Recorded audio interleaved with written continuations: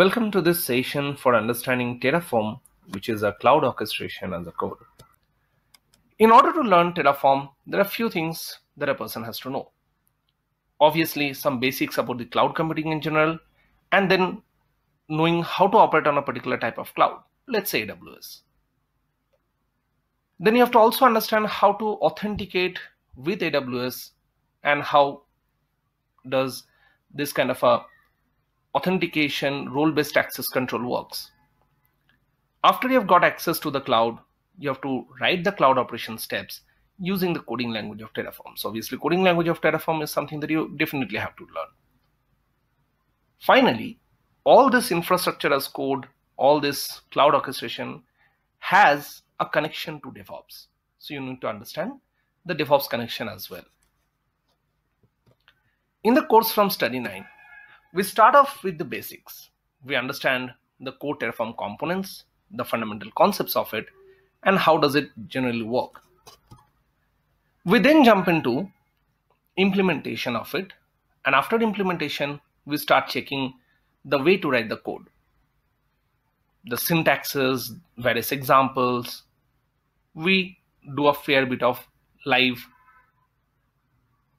programming to make ourselves very comfortable on the Terraform programming language.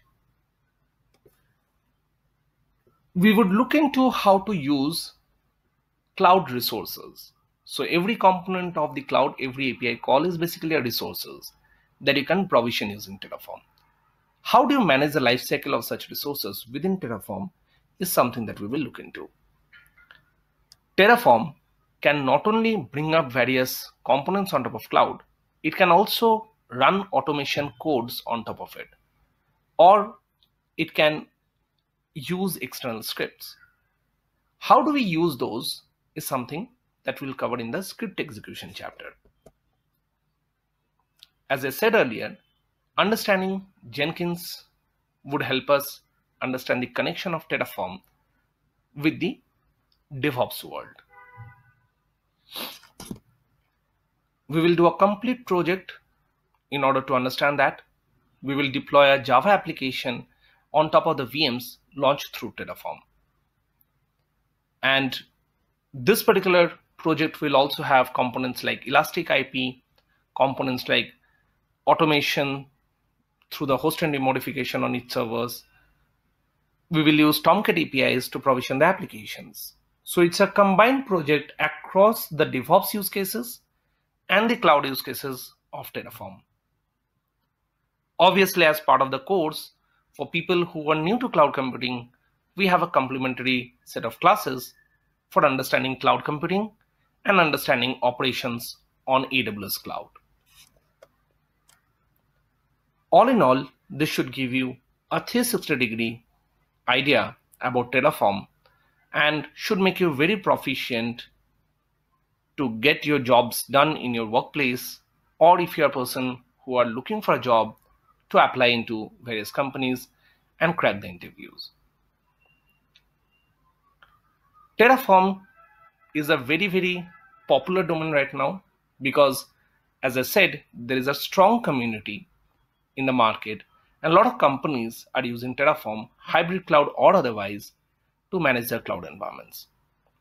So as the cloud adoption increases, the adoption of cloud orchestration languages like Terraform also keeps on increasing. It's a very interesting domain. It's a new domain. A lot of job opportunities are there, and it's a very niche skill set. So I wish you all well to get into this particular domain. And not only that, we will talk about Terraform in this. We will also discuss various alternatives at the end of the course. So that not only Terraform is what you learn, you should also know about the ecosystem around it. And we will talk about the reasons why those tools and Terraform have a difference and how Terraform succeeds over them. However, after having this class, after having the concept of cloud orchestration as code, you can definitely take up all these other tools also and learn those other approaches as well.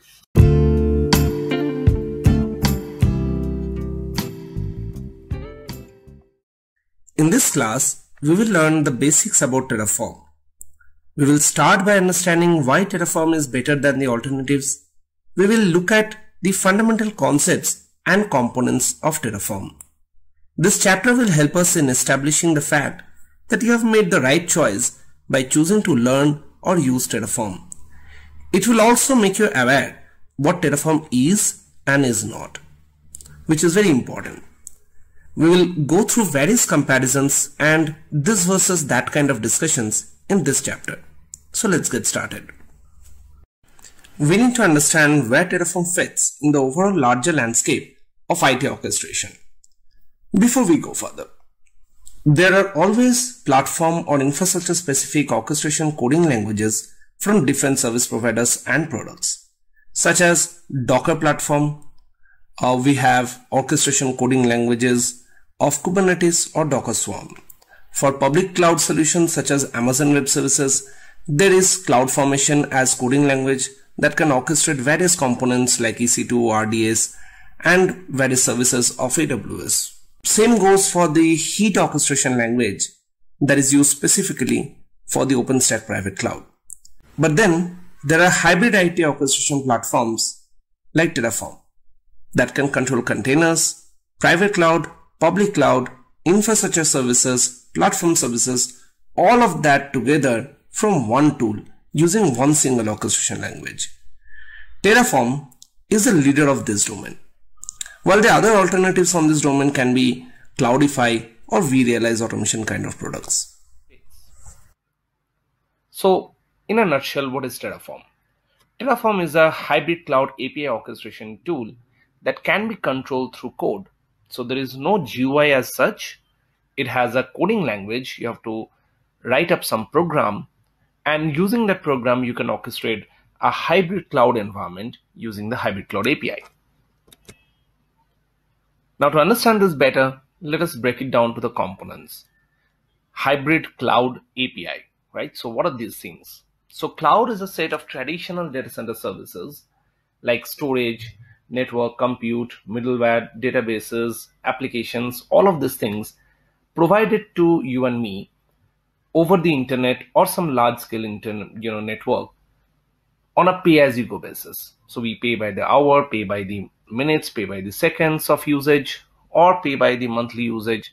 Whatever we do, whenever it is a networked service given to us for our storage, email, all this stuff, for which we pay by unit rate, that's kind of what is known as cloud computing in the IT technology domain. So you can think of a Gmail or a Google Drive as cloud-based email services or cloud-based storage services. What is a public cloud? So this Gmail or Google Drive, which are cloud services given to us over internet, and the actual data centers are some faraway location, and we are only accessing it over internet and paying for the extra users that we are making. Like, let's say there is a limit on your Google Drive. If you want more storage space, you have to pay Google in order to get that storage space. So when we have services like that, where we can buy extra storage over the internet from a third-party provider in a cloud kind of a model, we call it as public cloud. This is something we are very familiar with. The second type is the private cloud. This is something that in general people who are not working in an IT industry would not be so much familiar with. So internally within a company also we require the storages, emails, and network, computes, all this stuff.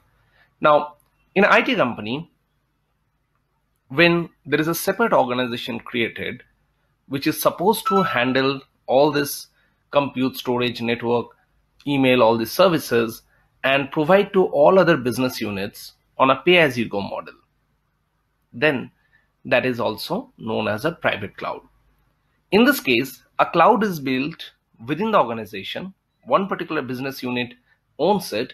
All the other business units are then customers of that particular business unit, from where they get all those services. And these other business units would pay per usage basis. So if somebody using more storage, he will pay more. Somebody using less storage, he will pay less, right?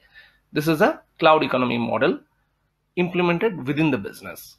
And obviously, the cloud also has to have the cloud-like characteristics, such as it has to support an API, it has to support a pool of compute, pool of storage, all these elements in order to address the need of various business units. Hybrid cloud is when you have both of these types available within your company. So there is a business unit which is having a technical cloud implemented from where they are delivering certain services, but still all of your users are actually going to internet for using some of the other services from the public cloud providers. A very common example is, although the internal IT organization of a company may be giving you storage, compute, and network services, there is a email service which they're not doing, but rather is taken from something like a Microsoft Office 365. So Microsoft Office 365 is not an Exchange server implemented within your company, but rather is an Exchange server implemented on the Microsoft data center, and you're accessing it over the internet. While you are not individually paying for it, your company is obviously paying for it to Microsoft on a pay-per-use basis. So when you have such a scenario where there is a private cloud which your organization runs and you take some services from there, and there is a public cloud from where your organization and you take some services, then you are a user of both private cloud and public cloud. This kind of a scenario is known as the hybrid cloud. Now, while talking about this cloud computing, I have said that there is something called API. So we need to understand what this API means. So when you're doing things on cloud, you can either use a GUI to access those components. Like let's say on a cloud computing environment, you want to buy more storage. So you can go and click on a button called buy more storage and make payment and buy the amount of storage that you want. Some of these cloud solutions also provide you a CLI.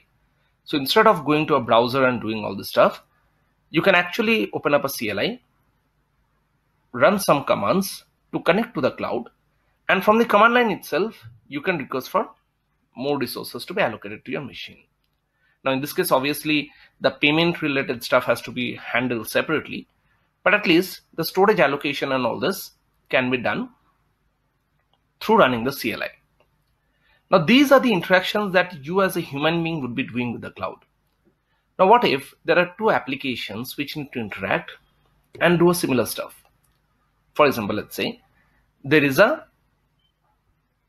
particular monitoring tool that you have taken from the cloud, and this monitoring tool needs to send an email whenever there is an issue happens.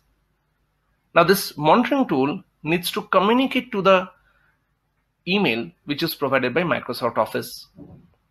Now at that point, if Microsoft Office have an application programming interface, then using that interface, this monitoring tool can call the email service to send you a mail if let's say a server went down, right? So monitoring tool is monitoring certain servers. The server has gone down. The monitoring tool wants to update you as the administrator of that server.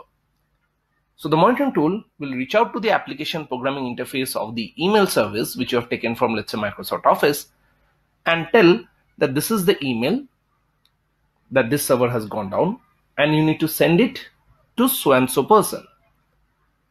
The email server, upon getting that request over the API, will send you that email. Now this transaction happens between two applications. And to enable this, both these applications need to have a application programming interface.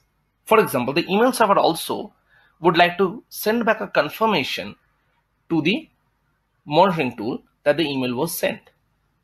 And that it can do if the monitoring server also has an API.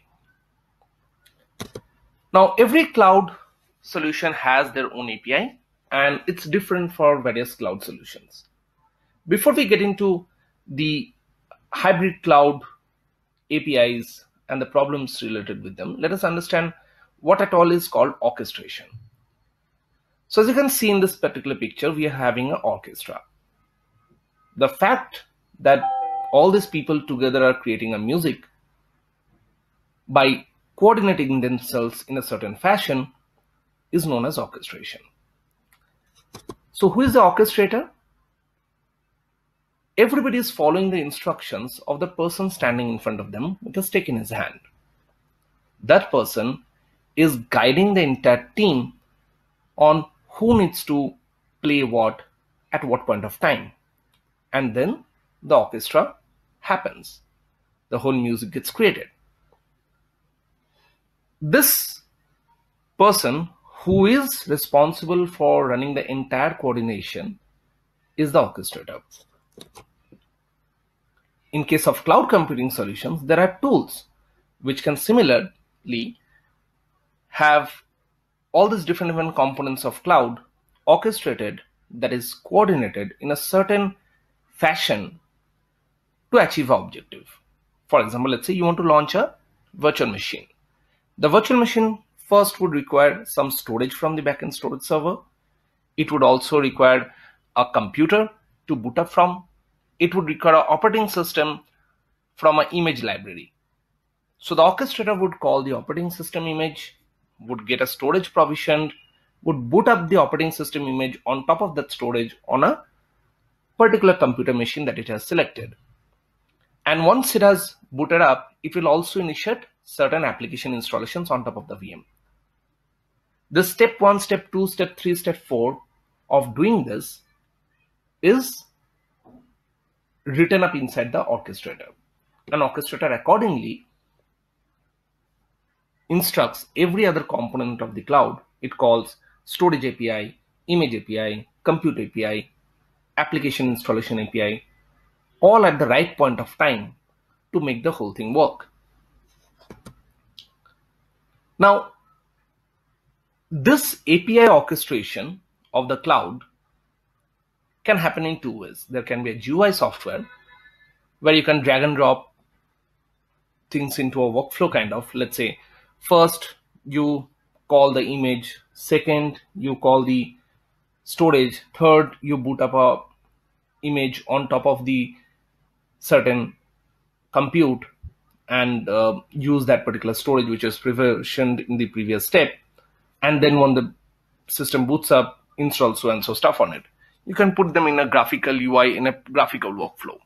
Or you can have a coding language where you have specified these steps. So if you are doing it using coding, obviously it's going to be called Cloud API Orchestration Coding. Now, there is a specific type of coding called declarative coding, and that's what is important to understand for our Terraform part. So if you're, let's say, having the requirement to go to your city's airport, I'm giving a similar kind of a situation from a real life environment. Let's say you want to go to the airport. There are two ways you can do that. One is you have to take your own car and drive it to the airport. In that case, you need to yourself handle all the obstacles that come in your way and all the path choices that come in your way. You can take a short route, which is maybe having a lot of traffic, or you can take a long route, which may have less traffic. Choice is yours. You have to make the choice. When you also do this, you have to also face the problems in the road. When the traffic increases, you have to pace it accordingly. When the traffic decreases, you have to pace it accordingly. You have to handle all the road conditions all by yourself. This kind of a model is where you are the person defining how the experience of you driving to the airport happens and how do you achieve that state that you have reached to the airport. Second option for you is to take a taxi, like a Uber. In that case, you sit in the taxi and you specify the destination in the Uber app, or just tell it to the driver that I want to go to the airport. When you do that, the driver takes you there. He handles the problems with the road conditions. He handles the problems with the various types of traffics in the road. So the definitive type of coding is something like a Ruby or a Python, where it is a general purpose programming language and you have to specifically write each and every step to say what you exactly want to do with the cloud or the cloud APIs. In this case, you have to know what is the process and how things work on cloud, convert them into an algorithm, write them like a coding language by using the coding knowledge that you have. And in this case, these steps are going to be absolutely low-level steps. You have to define each and every task. Like if you want to open up a file, you have to say, first open the file, then write code into it, then save the file contents, then save the file handler, close the file handler, and then finally you're done with file writing. Whereas in case of declarative coding, what happens? You are working with a tool that already knows how to work on cloud. So you just instruct it. The actual command, what needs to be run on top of that cloud, what is the exact API call, you don't need to know. Tool will know that. So you simply say, I want a Linux VM. And the tool creates Linux VM for you. If you are doing it on top of, let's say, a definitive coding, you have to supply more information. You have to actually walk through the entire API calls. You have to know what exact API call it is to make this happen. And then you have to call it from using Ruby or Python. You don't have to do it if you're doing it using declarative coding. Much like that Uber taxi, where you simply state your desired end state and the tool will take you there. You say, I want to have a Linux VM. The tool will create the Linux VM for you, while handling all the coding, all the API calls, everything by itself in the tool. Now, when a tool needs to do something like this, the tool needs to know all the API calls of a particular cloud. What happens in case of hybrid cloud is that every cloud has a different API. So here, a tool needs to know all the different types of APIs. Going back to that orchestra example, it's not like your orchestra has only violin players. Instead of that, it has different musical instruments played by different people. So the job of the orchestrator here is much more tough. He needs to have a good control on how to orchestrate the entire team. Similarly, a hybrid cloud management tool has to know all the API calls of different cloud providers. These API calls keep on changing when the cloud service providers release new versions. The tool has to be constantly updated with those things. It has to handle different authentication mechanisms for connecting to different clouds, which also is a task that otherwise could have been very problematic had you been doing this using a definitive coding. But because you're using a declarative coding of something like a Terraform, that becomes much more easy. It's a single tool which is able to authenticate with multiple clouds. It has inbuilt functions for operating on multiple cloud APIs. It has a very declarative programming language to create the orchestration workflow, making your life a lot easy. So now that we have understood all these fundamental building blocks, how can you define Terraform? Terraform is a single tool with a simple declarative coding language which has functions and subroutines that can call and interact with various different cloud services APIs across multiple or hybrid cloud solutions, enabling the developer, that is you and me, to write cross-cloud orchestration workflows to automate work across hybrid cloud setup. Now, this cross-cloud orchestration is a very important stuff.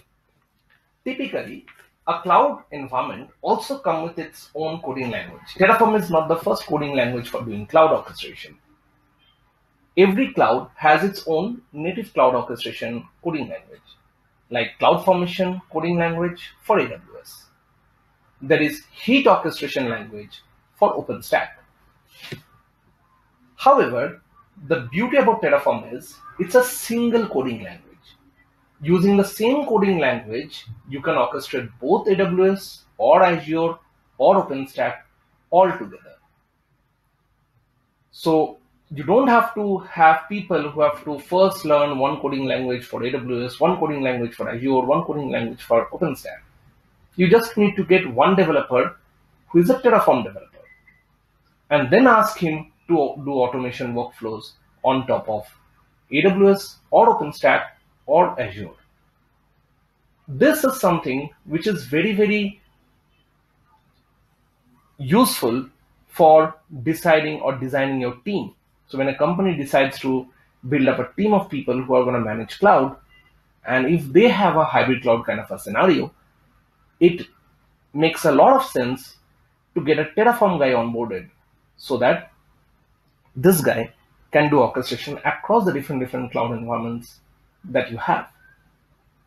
Also, nowadays, because Terraform is becoming kind of a very, very popular cloud orchestration language, even companies with a single cloud environment are also going for Terraform, because in that way, they're protecting their investment. The code that you create on Terraform is something that can be easily customized or changed to suit, if need be, to run the operations on a different cloud as well. So there is a bit of vendor locking freedom also which comes if you do your orchestration coding on Terraform. However, everything is not hunky-dory in Terraform. There are some issues with Terraform for which people may not pick up it. First of all, it does not have a GUI. So if a company is looking for a very GUI-based solution, Terraform may not satisfy the need. But it's not trying to satisfy that need either. Terraform actually falls under something known as infrastructure orchestration as code, which is a kind of a domain of infrastructure as code. In infrastructure as code domain, people don't like to have GUI. Here, rather, they would have a coding solution which can be version controlled, which can be easily customized, or if need be, can be rapidly customized. That means you, let's say, have a variable which you have used at 1,000 places within the code. All you have to do to create a change in that code is to change the value of the variable. This is something which can be only possible with codes. For a GUI application, if you have 1,000 steps which need to be made changed, you have to actually navigate through your GUI to those 1,000 steps and manually make those changes. People who use codes, they love the way of doing things using your code. They don't like that slow process of updating when you have to use a GUI. Terraform is also easy to learn language. It's not very complex. So that's also one of the main reasons why Terraform is so popular, although it is not a Tosca compliant orchestration language.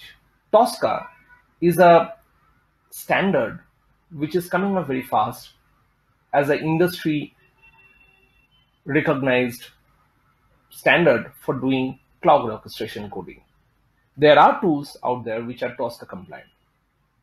Terraform, as of yet, is not Tosca compliant.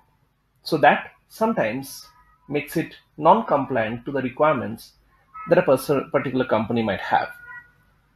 However, it is going very strong for all those people where they can do the orchestration using coding and they're not bothering about Tosca. And it's a huge community.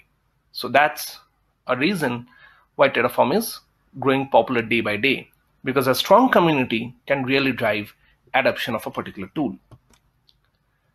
In order to learn Terraform, there are a few things that a person has to know. Obviously, some basics about the cloud computing in general, and then knowing how to operate on a particular type of cloud, let's say AWS. Then you have to also understand how to authenticate with AWS and how does this kind of a authentication role-based access control works. After you have got access to the cloud, you have to write the cloud operation steps using the coding language of Terraform. So obviously, coding language of Terraform is something that you definitely have to learn. Finally, all this infrastructure as code, all this cloud orchestration has a connection to DevOps. So you need to understand the DevOps connection as well. Talking about DevOps, A lot of people also use Ansible, and it is important to understand the differences in between them. Ansible is a very, very popular tool that is from the Red Hat, and it's a tool that can do both orchestration and configuration management, whereas Terraform is purely orchestration oriented. Now, for this, you need to understand the difference between configuration management and orchestration management. Basically, when a VM has to be launched, launching the VM you can consider as a job of an orchestrator platform, whereas once the VM is launched, doing configurations inside the virtual machine is something that a configuration management tool will do. So Ansible, for example, can launch a VM on the AWS and then log in inside and do some more configurations inside into it by using the Ansible language. Terraform, on the other hand, can only bring up a VM. It cannot log inside in the VM and do configurations by using its own language. It can, however, call other tools such as, let's say, Ansible to do those extra work once the VM is launched. But Terraform is purely for orchestration, which is to bring up the VMs, not to do things inside the VM. It can call other tools to do so, but it doesn't do so by itself. Ansible, on the other hand, can do both the jobs. So that's our last point here, which is mentioned. Which brings us to the second point, which is focus area. Terraform has more focus into the cloud orchestration, whereas Ansible has more focus towards the configuration management, while there is also a lot of capability in the cloud orchestration area. Because of the same reason, Terraform provides support for a lot of different cloud providers, whereas Ansible support for cloud service providers are much lesser compared to what Terraform has. Strictly coding technique wise, Terraform is only declarative. There is no part of Terraform where you directly run a command into the cloud and that creates an orchestration by using the command directly, not by going through the Terraform's own coding language. But in Ansible, it can have partially procedural codes. That means it can have Ansible coding language used for the most part, but for some pieces, it might be using some kind of a procedural command module, which will go and do a orchestration by using direct AWS EC2 API commands. So Ansible codes for AWS are kind of a mixed mode, where some of the things you can do with a declarative syntax, some of the things you can do with procedural syntax, whereas Terraform is strictly declarative.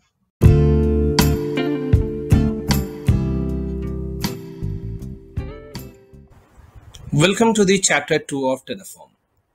In this chapter, we are going to look at the programming structure of Terraform, understand the various sections that you need to write into Terraform code, and how do you write them. We will look at some example codes of Terraform as well. In case of Terraform coding, there are different parts of the program that you need to familiarize yourself with. Here are the 5 main portions of a Terraform code. First of all, a provider definition allows a person to connect to a cloud. Typically, the provider definition holds the connection credentials, such as, let's say, in case of AWS, you need to specify your access key and secret key in the provider definition section. Then comes the resource definition. These are actually the components that you want to control on the remote cloud.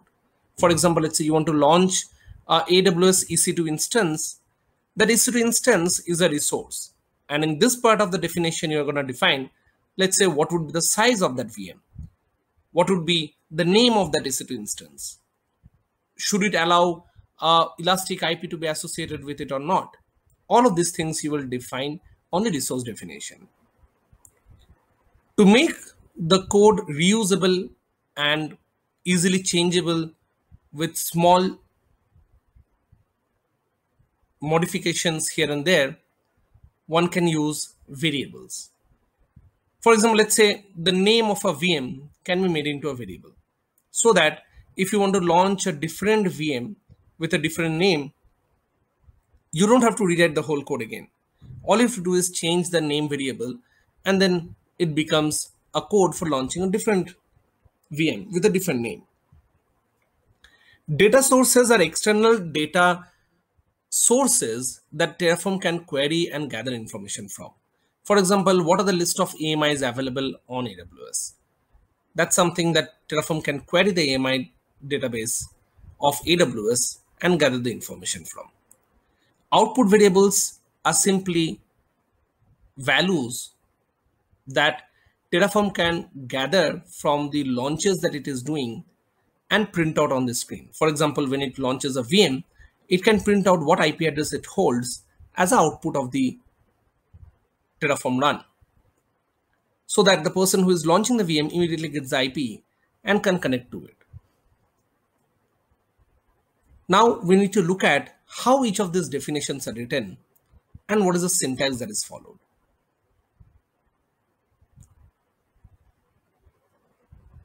We need to write provider as the first thing in a Terraform code, because that tells Terraform what cloud to work with.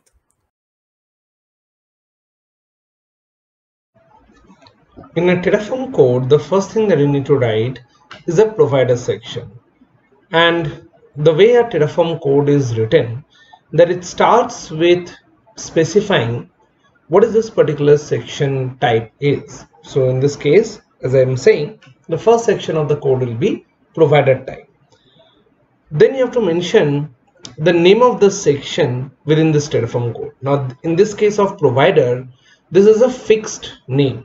So if you are connecting to AWS cloud, you will write AWS. If you are connecting to Azure, you will write Azure. And after that, there is a curly brace that starts. The curly brace again ends after a few lines, and within those curly braces, you start writing the parameters of this section. And for each parameter, there is a value which is specified, and the value also can sometimes be in a variable syntax, which you can see over here. It's not a normal value, it's a certain syntax. So when you write a provider, you first of all type the section type, then you put the section identifier such as AWS or Azure, and then sometimes there will be also a name of a particular section which you need to write after this, and then within curly braces you write the parameter and values.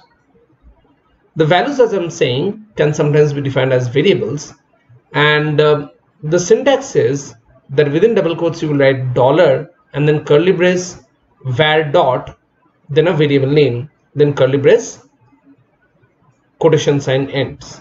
Now this variable name that you put, such as in this case the AWS underscore region, access underscore key and secret underscore key, these are actually variables that are defined in a separate file called variables.tf. So where do you write the provider section? You can write it in a provider.tf, or you can write it in the main.tf code of Terraform.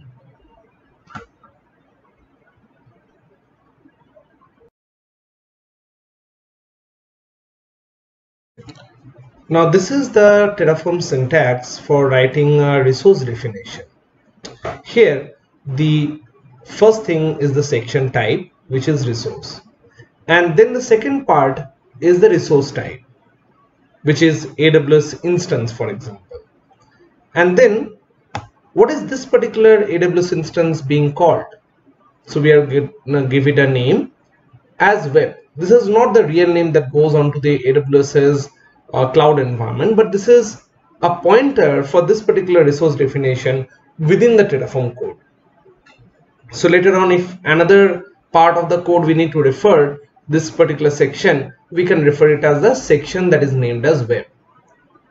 Inside of the block, which starts with a curly brace on the first line and ends with a curly brace on the last line, we start writing our parameters, like what is the instance type, t1.micro, for example, which is a value, right? So this is how you typically write a resource.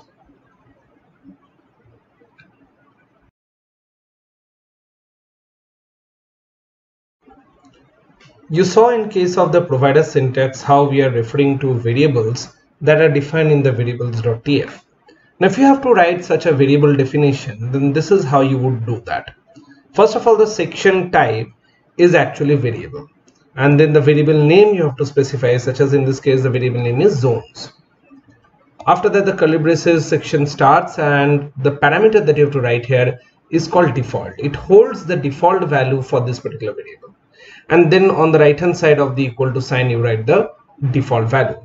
In this case, however, we are using a thing called list, in which a single variable can have multiple values, and each of these values would be written in a comma separated way within a square bracket. This is called a list variable syntax.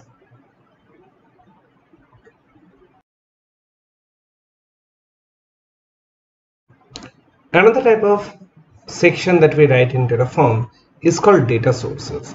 Now, data sources are basically API endpoints of the remote cloud environment, where we can issue query commands and gather some data information from the remote API of the cloud. For example, in this case, we are querying the AWS AMI database API endpoint, and we are collecting data from there by running some filters where the state parameters value is equal to available. If that matches, those list of AMIs are responded back against this query, and that we are then saying most recent equal to true. That means most recent ones will be the sorting one that will happen for the response list that will arrive, and we are storing that as a data point called web. So data here is the section type, and AWS AMI is the data source type, but the specific data source that we are creating here, that internal reference ID, is web, for which the data will come by running this filter against the AWS AMI list, and the response will be stored as the value of this web data source.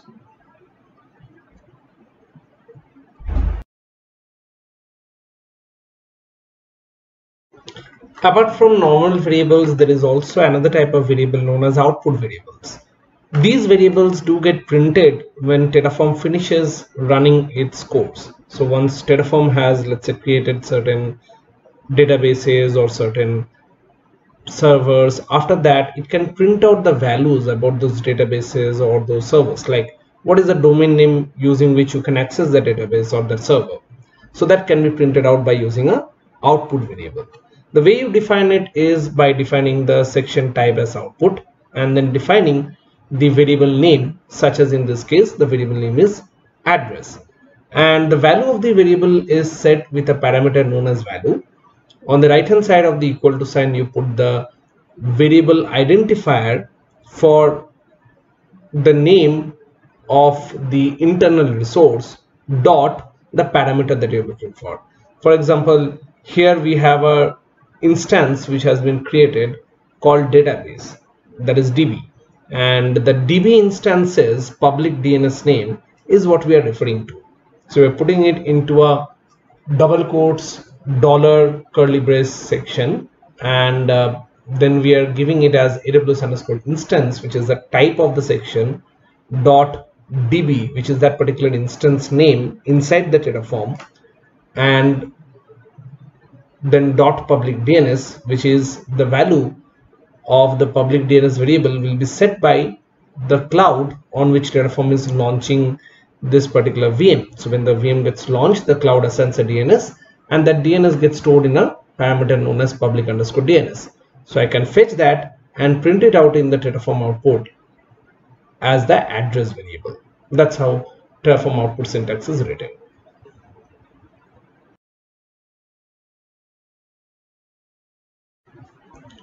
So we have seen how to write the provider code and how to gather the information that is required for writing the provider code. Now create a folder for Terraform and save this file as main.tf. And in the same main.tf, now you can write the rest of the Terraform code, which will actually connect to the AWS and do a lot of provisioning of VMs, elastic load balancers or databases and whatnot. Right? So how do you write all those codes? So that takes us to the point about understanding Terraform code examples and how do we write the Terraform codes. So in this case, you can see that we are writing two resources and one of them is dependent on the other. Basically, this is a DNS record which is going into AWS Route 53. in that what is happening is we are creating a domain name called web.example.com, and then of that domain name we are creating subdomains in the second record, in which we are creating web1.web.example.com. You can see the line number 7. So line number 2 is where we have said that create a new record called web.example.org, and on line number 7 we are saying create a sub record called web1.web.example.org. Now while we are doing this, we have to also specify the zone ID. So zone ID of line number 6 actually refers to the AWS Route 53 zone named web, and that is why the variable is set to AWS_Route 53 zone dot web dot zone ID. Then the type, TTL, these are standard values that you require to create a subdomain. And then finally, we are also referring to a particular VM's public DNS on the line number 10, to which this particular subdomain will point. So web is a new AWS Route 53 zone resource which is to be created. Within the code, this resource will be identified as web. Web.example.org is the name of the new zone. On the AWS, this is the name which will be set for the zone. This is a record called web1 inside the Route 53 zone. This zone ID is a mapping to say that this web1 belongs to the web zone. For that, we have to fetch the ID of the web zone, and the way we do it is by a evaluation of the variable parameters by using first the resource type, then the specific resource name, then dot a parameter ID. Now you might wonder that where do I get this zone_ID from? So for every type of resource in Terraform, there are certain type of parameters which are always available. There is a list in the documentation which you can refer and get to know of all of them. So zone_ID is such a resource parameter which you are calling, and the value of which is doing the mapping between the AWS Route 53 record and the AWS Route 53 zone. The name of the record we are setting as web1.web.example.org, and we are also doing a mapping of this particular record to actual VM. So that VM is also being called up in the same way you can see in the case of line number 6, which is resource type AWS instance, then resource name which is VM1, and then dot public_DNS, which is a property or a parameter of that particular VM. These two are just standard entries for the AWS Route 53 records, so we are just giving them. They don't actually depend on take values from any other place. So that's how, let's say, Terraform code gets created, and that is the reason why those names, those IDs do matter, because the name web is being referred here in the web1, or the name VM1 is being referred here in the web1. So that's how those names matter. Those names do not necessarily mean that is the same name that gets set on the actual AWS cloud, but within the code, these names matter for internal references.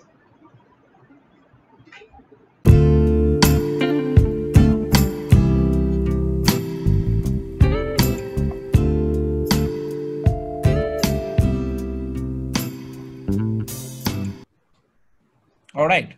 Okay. So you need to run these commands one by one on a admin command prompt. Okay. So type CMD on the Windows search, and when it shows up, run as administrator. Type CMD. Right hand side, run as administrator. Right hand side. Yeah. Okay.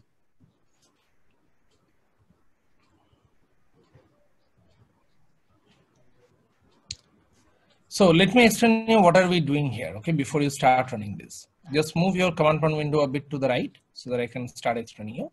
So the first command that you can see over here, right, that command actually is for installing a software known as Chocolatey, right? It's a sweet name, Chocolatey. And that software is getting installed through basically a PowerShell script that is over here, you can see.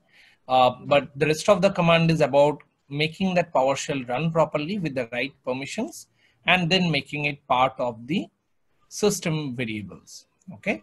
So once Chocolatey gets installed, then using Chocolatey, we can install other softwares using command line. So normally what happens if you have to install a software on Windows, you have to go to Google, search for the software, go to the website, download the software installer, run it, next, then you get to do the install, right?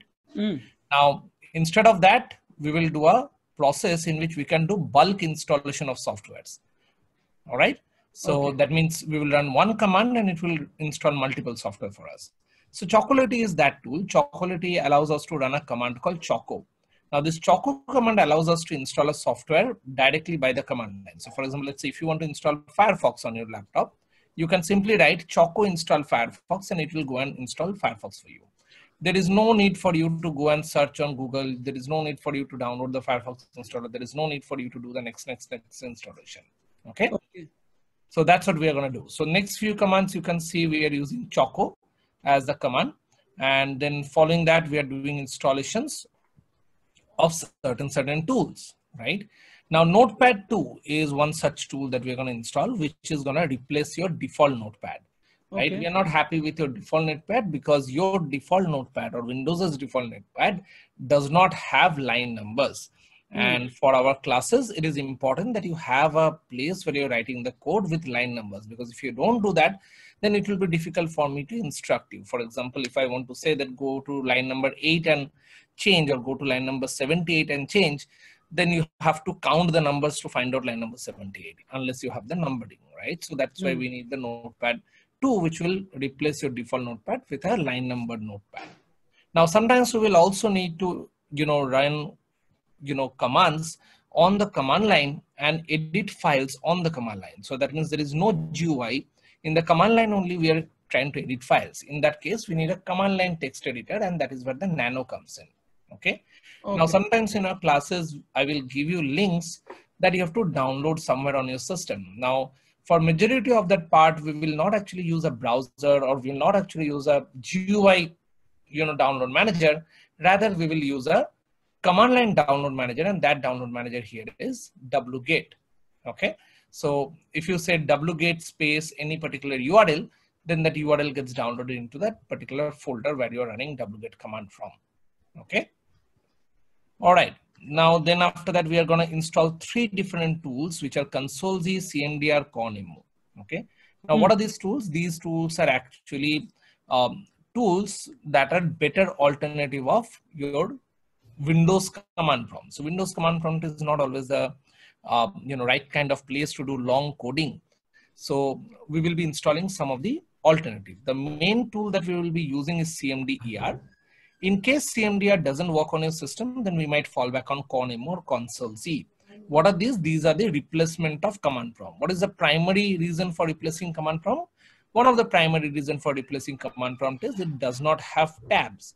So if you have to open up multiple command prompts, you actually have to open up multiple command windows. It becomes very difficult to handle when you're doing long, kind of coding or long, installations and everything, right? It is more handy to have tabbed interface, like you have tabbed interface in case of browsers, right? If tabs were not there, you had to open up one browser window for each of the websites that you have opened, right? So that becomes messy. So we will be using one of these tools to replace the command prompt. All right. Then we will be installing a virtualization software known as VirtualBox. What is virtualization? Virtualization is you have your system. On top of your system, we will install a virtualization software. And using virtualization software, then we will be able to create a virtual machine. What is a virtual machine? Your laptop has a hardware. That hardware allows us to run operating system on top of it, right? That's what you have logged into. Now, if you want to run another operating system, your way to do that would be to delete the existing operating system from your existing hardware, and then only you can put on another operating system. But if you have a virtual machine, you can actually create a virtual hardware on top of your operating system. And using that virtual hardware, you can create a virtual operating system on top of it, which means although your laptop actually has a Windows system, you'll be able to bring up a Linux operating system on top of Windows. So you will be able to log into Linux, work on Linux, do everything but nothing of that will harm your actual Windows installation, right? So that is called the virtualization, and this technology is known as virtualization, and the virtual server that you create is known as virtual machine, right, or a VM in short. So we will be doing all our labs using VMs. So when we install a particular software, when we learn a particular language, we will do everything through VMs. So we'll create multiple VMs on your machine, and for that we need a virtualization product. Now different companies have different virtualization solutions. Like Microsoft has something called Hyper-V. The most popular virtualization product out there in the market is VMware from a different company called EMC VMware. And VirtualBox is actually a product, similar product from Oracle Corporation, the same guys who created Java, right? Or Oracle database. Now, this VirtualBox software we will be installing, and then we will install a software called Vagrant. What is Vagrant? Vagrant is going to automate virtualization. So as I told you earlier also, DevOps is all about automation. So we don't do anything manually, right? In a traditional way, if you are learning virtualization, they will tell you how to open up the VirtualBox interface, how click here, click there, fill in some details, fill in some information, then bring up a virtual machine, a manual installation process. We will not do any of those. We will do virtualization through automation, in which none of the steps are needed. We will run 2-3 commands and virtual machines are going to get created, right? So if I have to create, let's say, 4 virtual machines on your system, I don't have to manually invest any time in them. I will just run an automation command and say, launch me 4 VMs. It will launch 4 VMs for me. Okay. Okay. So that's where Vagrant comes in. All right. Then we will be installing Git. Now, Git is a source code management system, right? So it is used for various purposes, such as source code versioning, source code, upload, download from online platform like GitHub. So we will install Git. And actually, one of the major reasons why we will install Git is because Windows does not have many of the common Linux commands. Now, for learning DevOps, it is actually important that you learn some of the common DevOps, common Linux commands. Okay. So for that purpose, we will be installing Git, and alongside Git, we will be installing some of the Linux commands. Okay. So that's why you have these parameters over here, which mentions Git and Unix tools on path. Unix is Linux. Okay. So we are going to have some Linux commands available on Windows. So after that, what we're going to do is, once these installations are done, we are going to run these 3 commands. Okay. Now this refresh env command will actually ensure that Linux commands are available in the command line, which is why the next 2 commands will work. Normally the next 2 commands can never work. Those 2 commands are Linux commands. Bash is a Linux command, cd tilt is a Linux command. Okay. Now over our course, we'll be many times use this particular symbol called tilt or tilde, right? Now just make sure you understand where this command, where this particular symbol is on your keyboard. It would be typically on the left hand side top corner. Okay, just identify that location, because we'll be many times using this. Now, what is the significance of this particular symbol? This symbol always takes you back to the home directory of the Linux platform. What is a home directory? Think of it like a C drive. The way we think that, in Windows, everything is installed on the C drive. Think about Linux home directory similar to that. It is a place where most of the things are available. So we have to always go back to that home directory. And that's why we do cd space tilde. That takes us back to our home directory. Okay. Now, then we are going to run some Linux commands, curl commands. Okay. Now, these curl commands are actually going to execute some scripts. You can see there is a script being executed here with a .sh extension. So whenever it is a .sh extension, you can assume that it's a script. Okay. So this line and the line below are going to execute 2 scripts. What are they going to do? They are going to set up 2 virtual machines, one of CentOS 7 and another of Ubuntu Xenial 64. That is Ubuntu 16.04. That is Ubuntu operating system that was released in 2016, 4th month, that is April. Okay. Okay. That is one version of the operating system we will download. Another version of the operating system will be CentOS 7. Current version of the CentOS is CentOS 8. We are going to use the CentOS 7 N-1 version, which means latest -1 version, which means, just the version prior to the current latest version. The same logic we're using for Ubuntu also, we are not using latest version, which is 18.04. We are using N-1, which is the 16.04.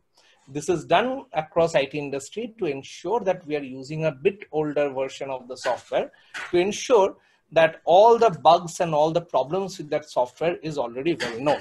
Okay, if you are using a latest version of the software, many a times people don't have all the problems resolved for it.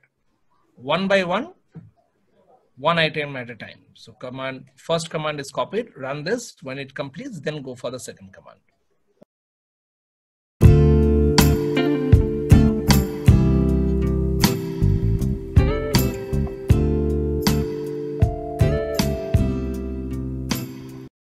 Welcome to the chapter 3 of Terraform course. In this chapter, we are going to look at the resources. We are going to understand what a resource is and how do we provision resources using Terraform. As an example, we will pick up compute instance resource provisioning, and we'll see how to create a compute instance on AWS using Terraform, and then how we can access that compute instance that we just launched using Terraform. First, let's understand what a resource is. So you see, on your workstation, you would have installed the Terraform, a simple binary with which, by using the provider section, there is a connection built to the cloud. Now, using that connection, when you launch, let's say, a virtual machine on top of the cloud, that virtual machine is what we call as a resource on that cloud that Terraform is able to manage from the workstation. So Terraform executes on the workstation, creates a VM on the cloud. Now this VM is a component of the target environment on which Terraform can do all kinds of manipulation commands such as create, update, and delete. So this kind of a VM or any of that kind of a component on the remote cloud environment on which Terraform can do manipulation is called a resource for the Terraform. In this case, this is a AWS instance type resource. Now, if you look at how do we launch such an instance, is first of all, we have to write down the provider section, as you can see here on the code. So let's now look at how do we gather the information that we need for creating the provider connection. Here we have the AWS's management console open. And if you go to the console, you can see once you log in, let's do the login.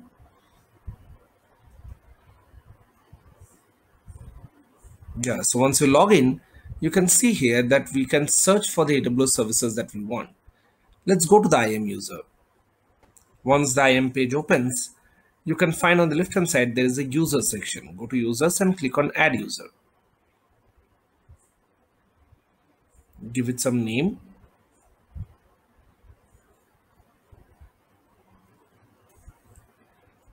Let's say Steve, and I'm giving it the programming access and the AWS management console access.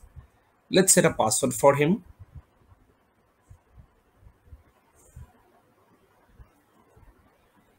Uncheck the required password is set and click on next permissions. Let's give it the permissions of administrator. As you can see, the first one that comes up the moment we type administrator is the one that we need to give access to.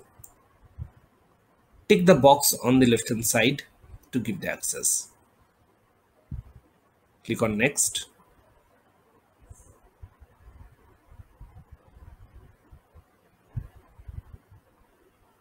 And click on create user on the next page after you've checked that everything is fine.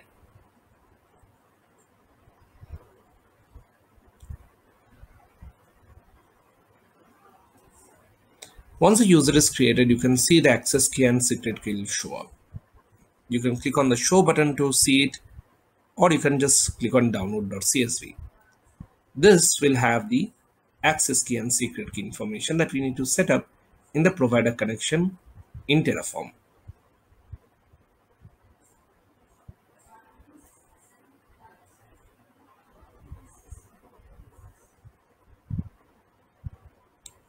Let's open that up.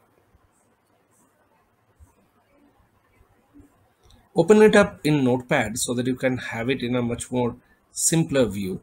Otherwise, it will open up using Excel. You have to put the credentials into the provider connection code.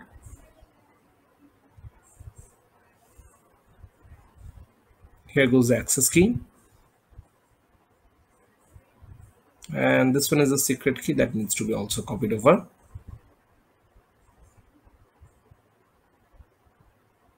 Region I have set to US East 1.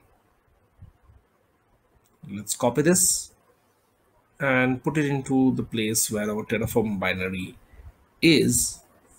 We'll create a main.tf and put this code over there.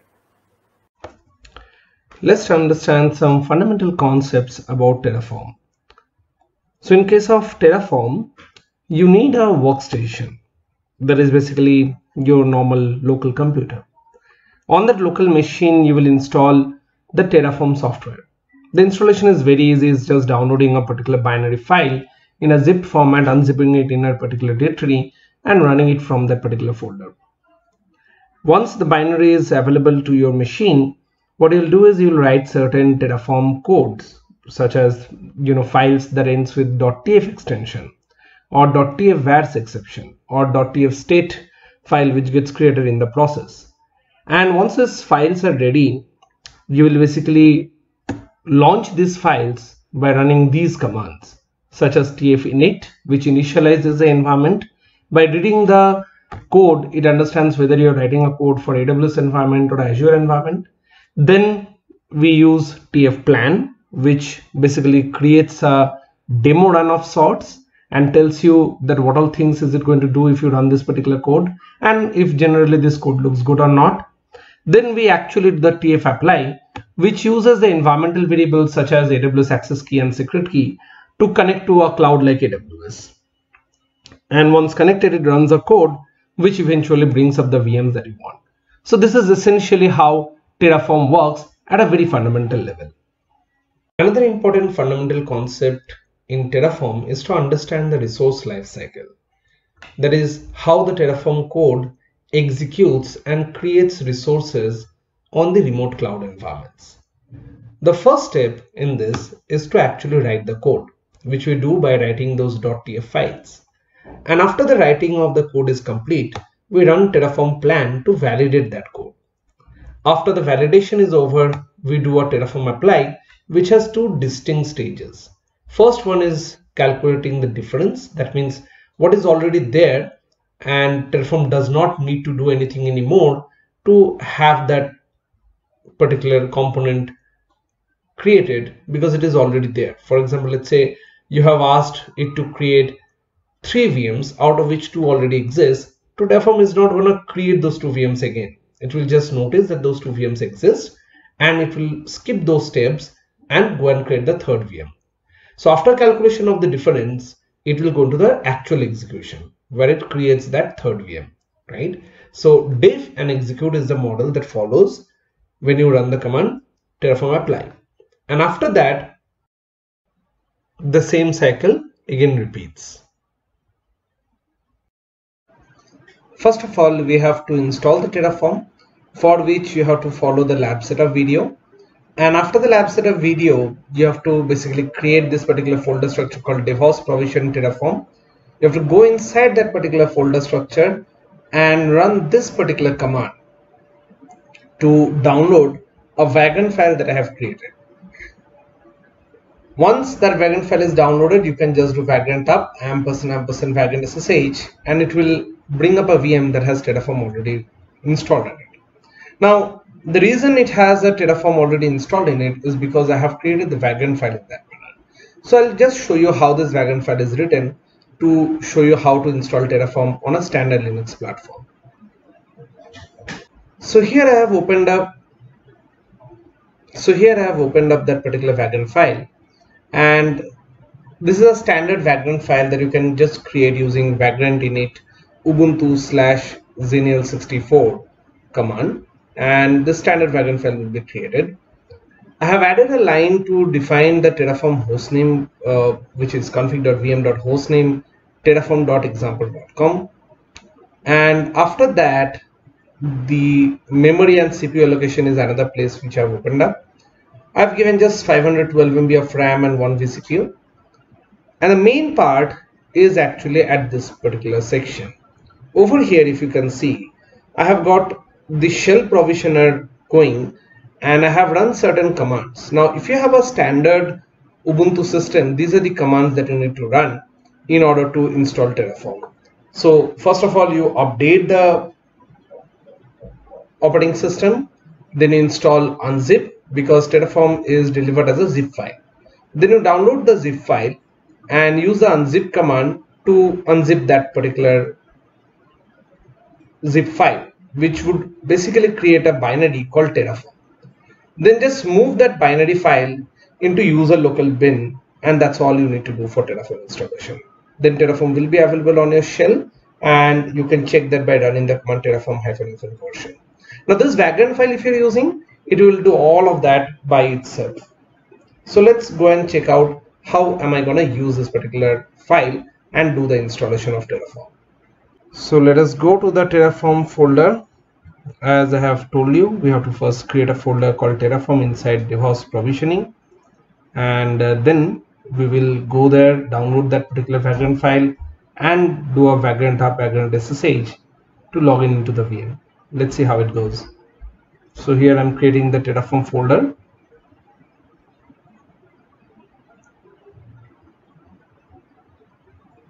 Let's go inside that Terraform folder.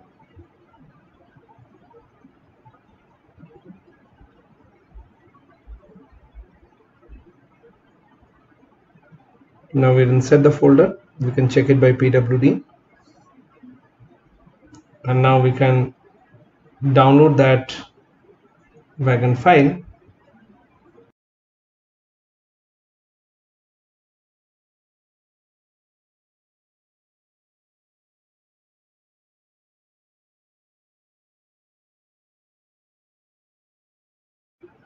Yeah, the vagrant file gets downloaded. After that, I have to just do vagrant up && vagrant SSH.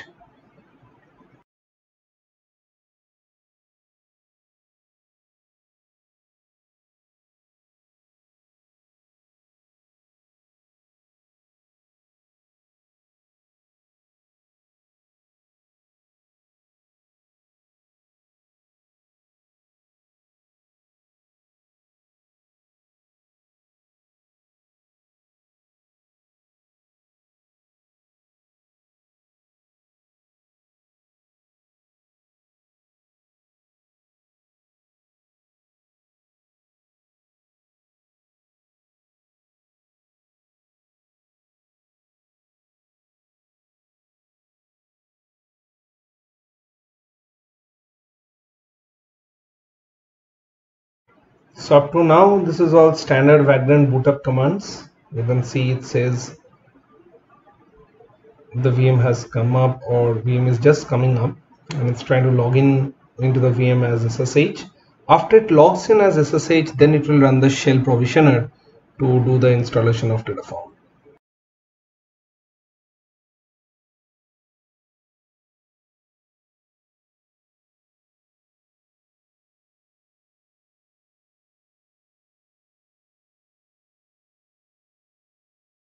Now, as you can see, it says running inline script and running provisioner shell. So the commands have started, and right now apt-get update is happening.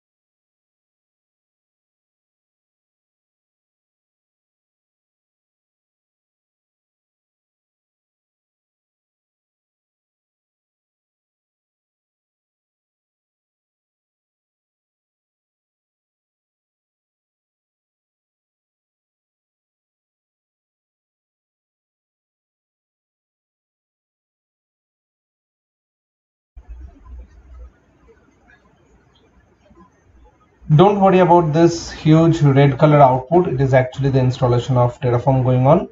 Download during a Vagrant shell provisioner looks like this. So now you can see the zip file is being unzipped and Terraform binary getting copied over to the user local table.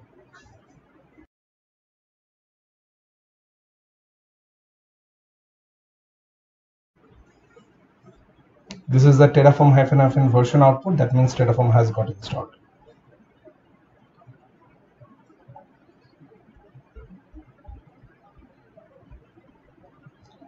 Now we have logged in inside the VM. The Vagrant SSH command has done that for us. And again, we will also try to run it as Terraform help. And you can see Terraform command is there. So installation of Terraform is complete. Now this is where we can bring in the code that we were writing in the notepad, the provider section. And then after writing the provider, once the connection is built, we can call the resource AWS instance and give it a name, such as, let's say, example. Then we can define the property of this particular example AWS instance in the sense that what image should it use and what size of a VM it should be. Those details we have to gather from the AWS. How do we gather that? We will go through that particular piece as well, and we'll see how we can write this kind of a code from scratch. So two things are necessary: AMI ID and what is the size for this particular instance. Let's see how we get to do that. Now we will go to AWS and go to our management console.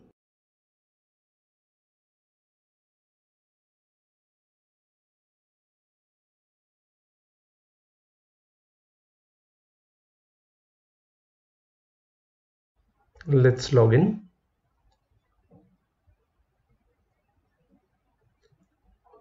We have to go to EC2 to get the details that we need.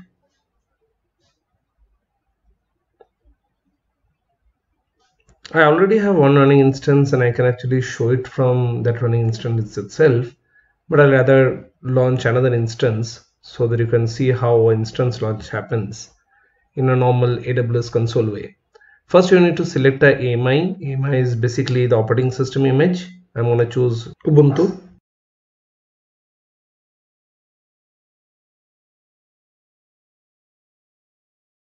On the next page, we have to choose a size for our VM. We are going to take T2.micro, which is available in free tier.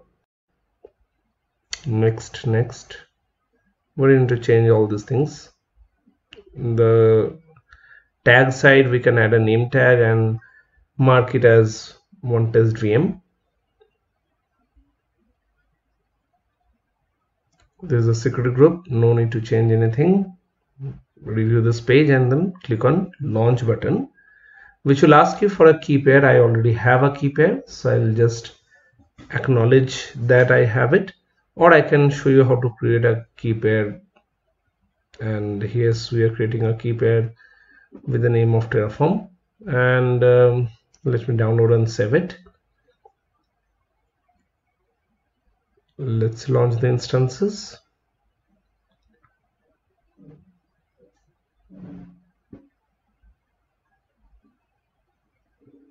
So here's the instance I'm launching. Remember, I chose Ubuntu AMI and T2.micro as the size of the VM. Here I get the AMI information, what I need for my code.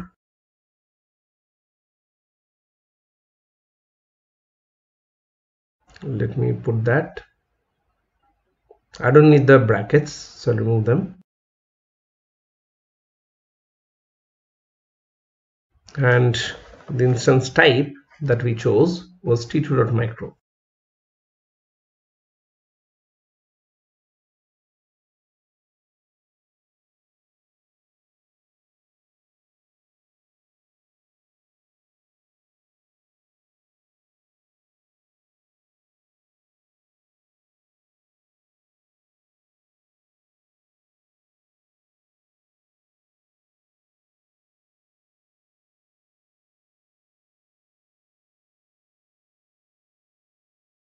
You can click on that small link to actually copy it.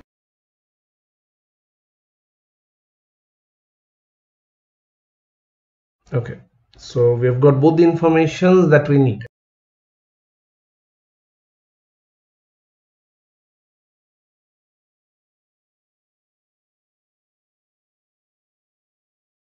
I will terminate these two VMs. I don't need them.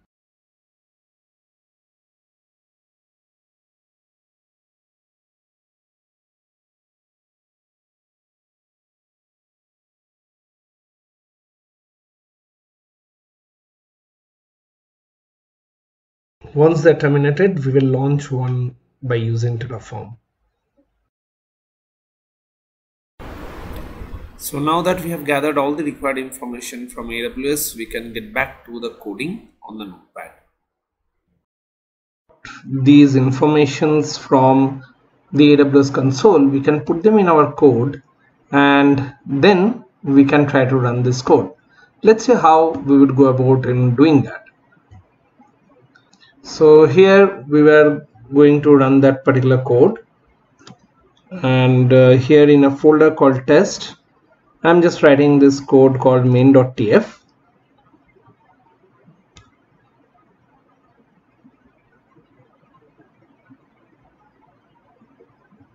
I'll put the same code that we saw in that notepad screen.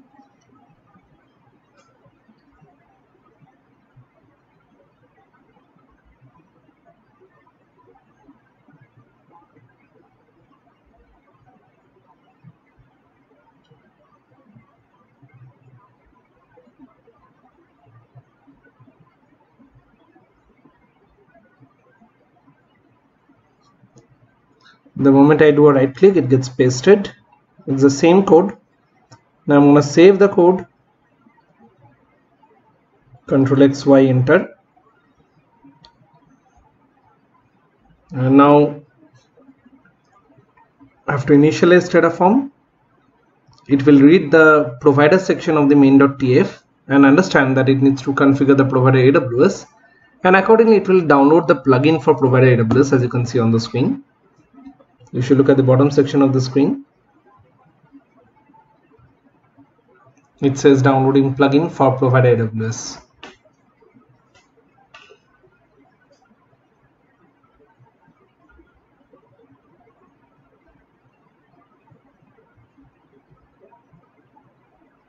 So now the Terraform has been successfully initialized.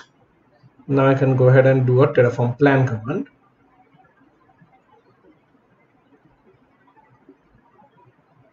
The Terraform plan will show me the plan as a review.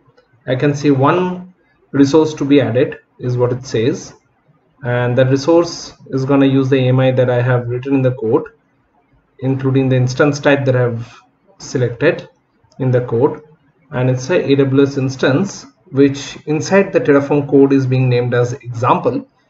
However, that may not be the real name once it gets launched into the AWS. Create is the action that you can see, and once I have reviewed this code, I can do a Terraform apply. So this is the first time we are running the Terraform code, and as you can see, it will ask you a confirmation. We'll say yes, and then it will actually connect to the AWS account and start creating the resource. You can see the status says AWS instance.example : creating.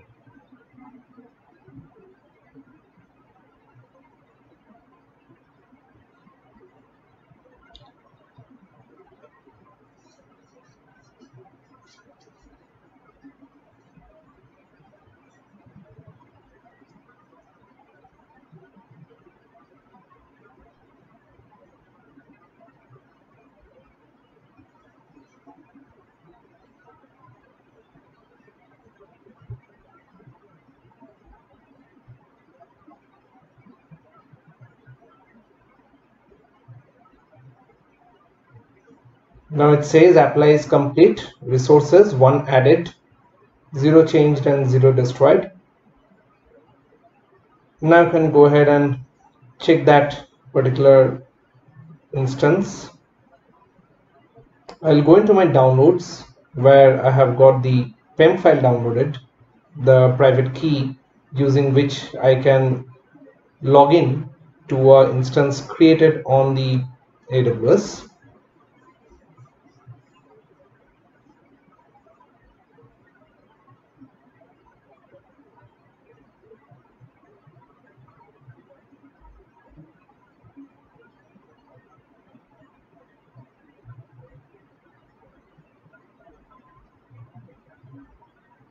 And all I have to do is ssh -i terraform video.pem. That is a PEM file name, and then ec2-user @ IP address of the instance that has got launched. And that way I would be able to access the instance.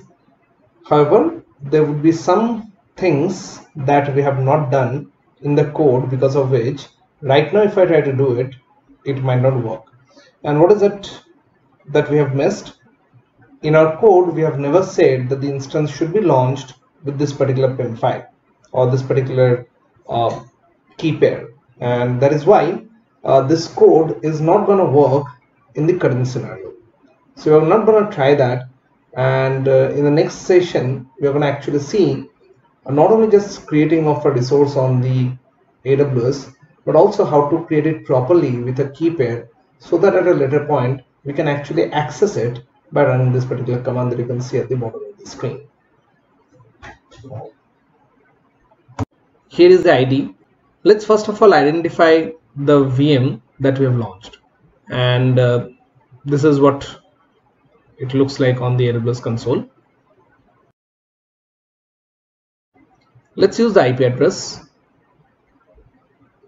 204.236.220.75. Let's see if we can log into this.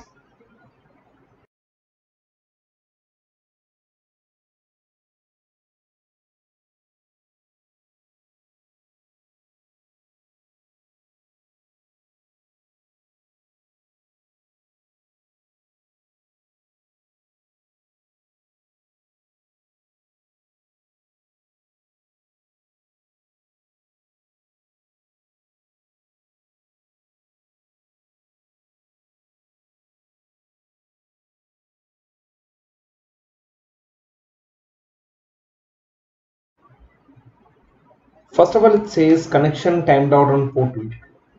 What is the reason for that? The main reason for that to happen is because it is not able to find a communication on the port number 22 or the VM that we have launched. And the reason for that is we have not configured the firewall correctly. What is a firewall in AWS?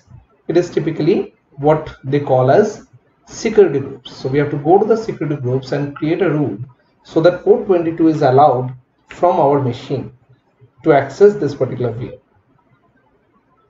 So we have to do a security group configuration before we can access the VM that we have launched using Terraform onto AWS. So this is a security group which is associated, and if you go to the inbound rules, you cannot find anything that allows from any machine. It allows only from a certain network group, and for that we have to add a rule that allows SSH access from almost anywhere. And click on save. Now we will at least get some response when we try to connect to this particular VM.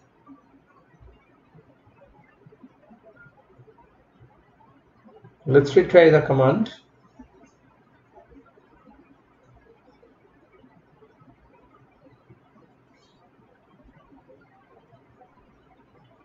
As you can see, it says permission denied because of public key. So we are not able to authenticate using this public key. So definitely there is some other key which has got associated with it, or no key got associated with this VM altogether. If you look at the view over here, you can see that key pair name is actually blank. So that's the reason why we can't access this VM without a key pair associated with it. So let's look at how do we associate a key pair. So let's talk about accessing these compute instances that we are able to launch using Terraform. We have to associate keys. That part we have understood. But these keys cannot be associated with an instance after it has been launched. So you have to write it in the code so that the keys get associated when the instance itself is getting launched. You can launch instances without keys only under certain circumstances, such as the image from which you're launching that instance already has certain login users which are created inside the image, and therefore the username password you already know of that particular server because it's created out of an image for which login password you already know. If you have, let's say for example, an image that also allows remote logins, then only that will work, because sometimes these are AMIs and these AMIs do not have the SSH configuration that will allow a remote user to log in, right? So it has to have login users created, it has to have the remote logins enabled, and you have to have the username and the password both. Then you don't need a key, otherwise you need keys. And all typical AWS AMIs will only have the key-based authentication. So if you want to create a instance which does not require a key, typically you would also need to create a custom AMI. Anyways, let us go ahead and see how to associate a key while launching a Terraform code so that the instance gets the key association done properly. So here is how you write the code. Just add this one line which says key name equal to Terraform video, because in my case the key is named as Terraform video. While launching an instance for the first time in AWS, I use this Terraform video name to create the key when I did it manually by going into the AWS account and launched a VM. And that is a key name that I have to enter over here. I don't have to give the key path, just the name is enough. That will do the association for it. So that line is the important line. Once you have it, your key is associated with the AWS instance that you're launching, and then you can actually use the SSH command, normally the one that you saw in the previous video, to access this instance using SSH and using this SSH key. So we'll go back to our command line and log into our machine, which is what we have set up for accessing Terraform. Inside this machine we have this test folder in which we have got all our code. So now we are going to go inside the test folder and modify the code so that it has that extra line about the key association.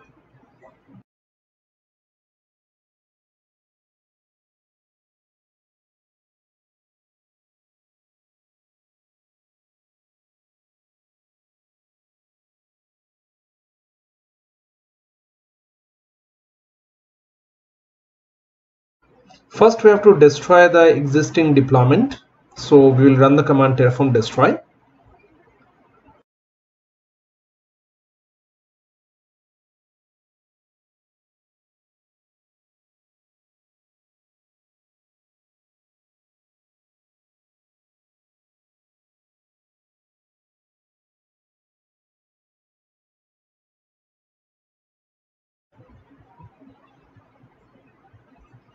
It will again do a reconfirmation. We'll say yes.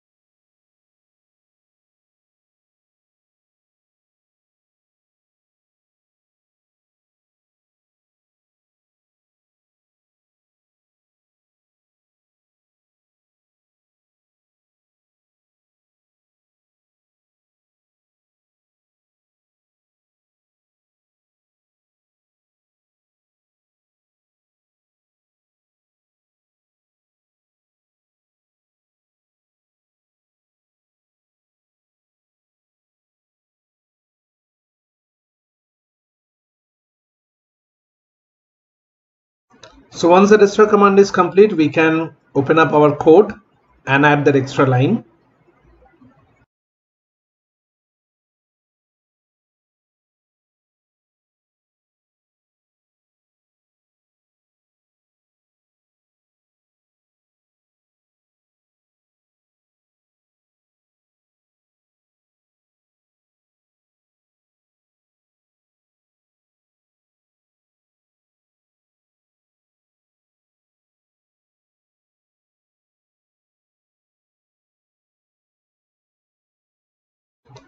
Let's save and exit.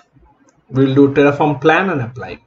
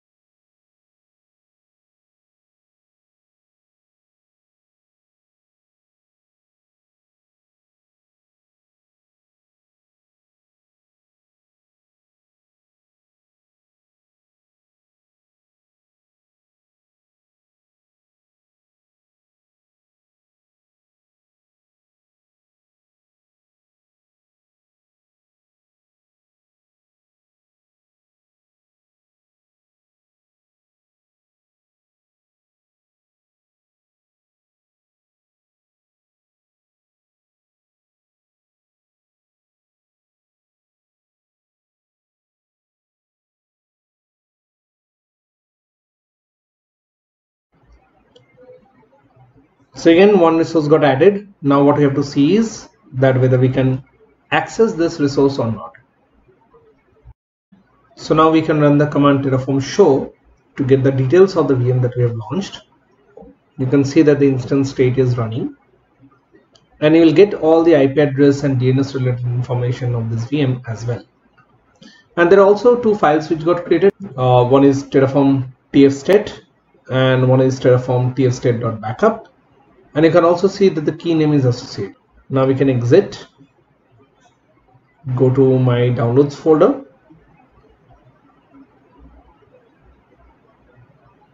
where I've got the Terraform video.pem.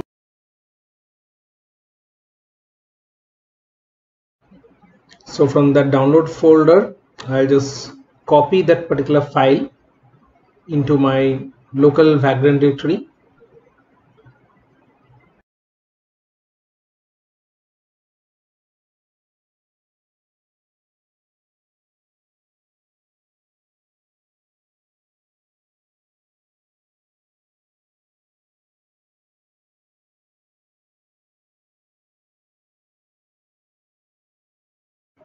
You can see that file is here, and once it is in the Vagrant directory, I can actually access it from inside my Vagrant virtual machine. So we'll do just that.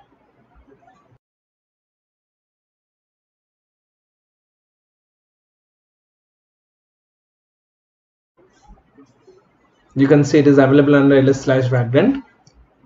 So I can copy it from there to the home directory of this system.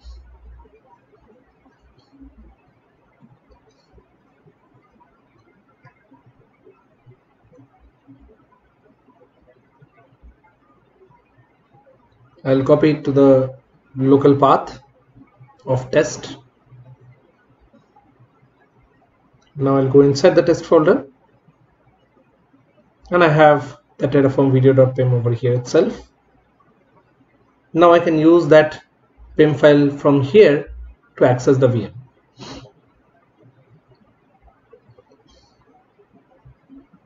Again, Terraform Show command gives me the public DNS name.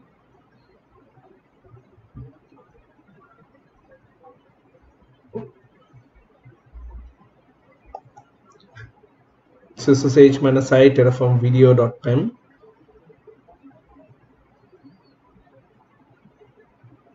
On AWS generally, and the username is ec2-user @ that DNS name. We have launched our Ubuntu instance, so the username is not ec2-user, it is Ubuntu, so we are going to use that.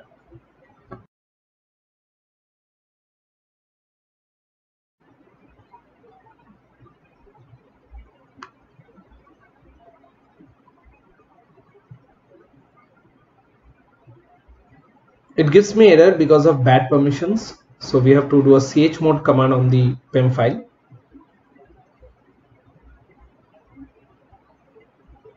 As you can see, it is readable and executable by all. We have to change that. So chmod 400 terraform video.pem. Once we do this line, then we will be able to use this PEM file to log into our remote VM that we have launched using Terraform.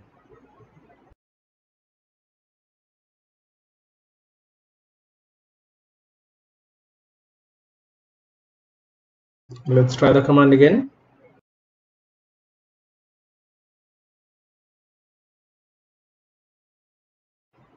And as you can see, we have logged into that Terraform VM. It is the VM that we have launched, and you can see when we exited also, it says it is disconnecting from the EC2 VM on AWS. So that's how you can access a compute instance which you have launched using Terraform.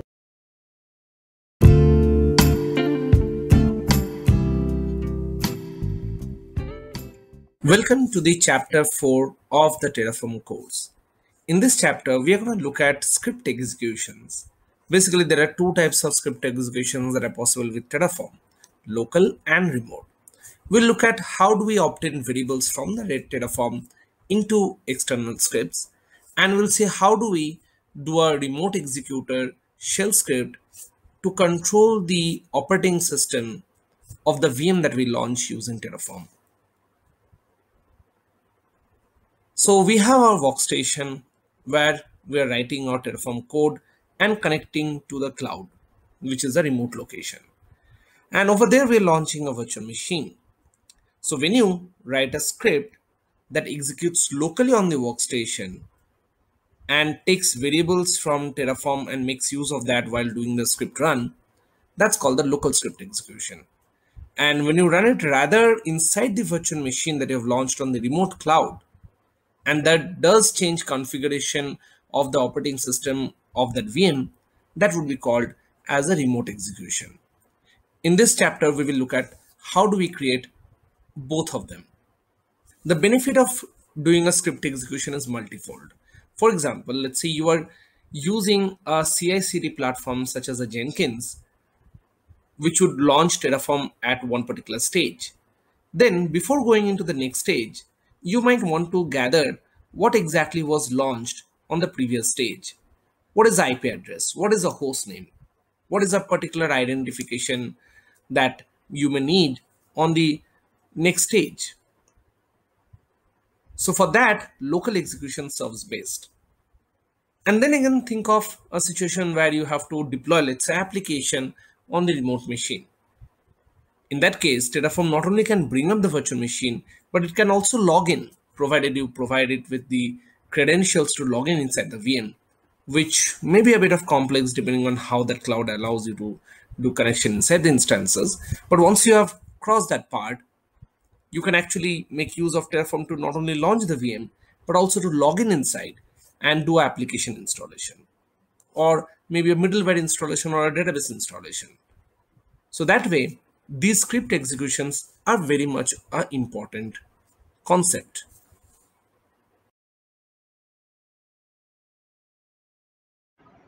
So let's look at how do you write a Terraform code which allows you to locally execute a script. And for that, what you need to do is you need to add a provisioner line. So if you guys are familiar with another HashiCorp product, which is Vagrant, it also has a concept of a provisioner, like a shell provision. Similar way, Terraform has a provisioner called local-exec.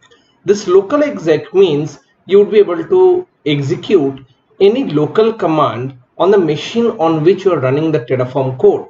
So this is not on the server that you're launching, but rather on the machine on which you have kept your main.tf, you're running the Terraform plan, Terraform apply commands. On that machine, locally on the shell level, if you want to execute any particular command, that's what you can do with the provision and local exec.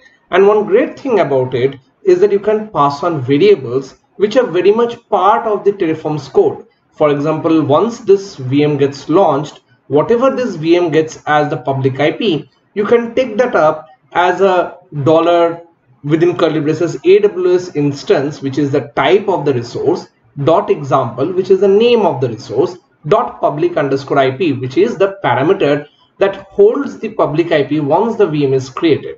You can take that variable, echo that value out, and put it into a file called ip underscore address.txt in the local machine where you have written the main.tf and you're doing the Terraform plan, Terraform apply commands. So that's what you can achieve with the local script execution. The possibilities are endless. You can do a lot of different types of automations and gather information from Terraform, then take other actions, a lot of different things that you can do. So let's see how this actually works in a practical video. So let me take you through the process. So here we are logging in back into our Terraform machine.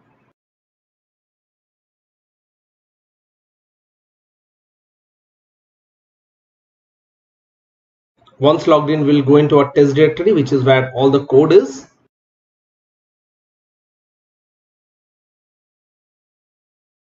Here is the Terraform show output, and you can see the various details such as the various variables that are available for you to check from Terraform. The current status of the VM is running. We are going to destroy it.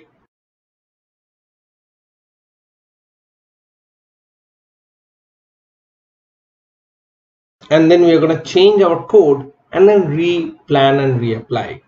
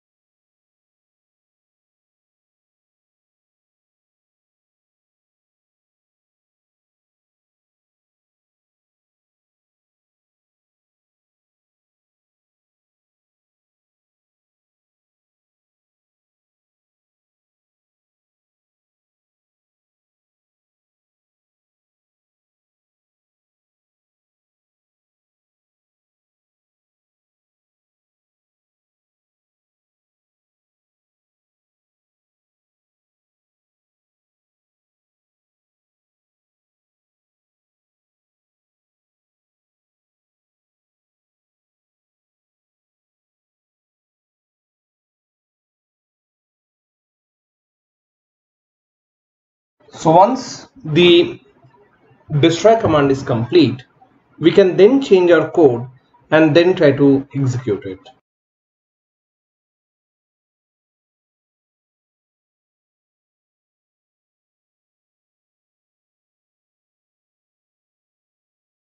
So here I have added the provisioner section into the code and save the code.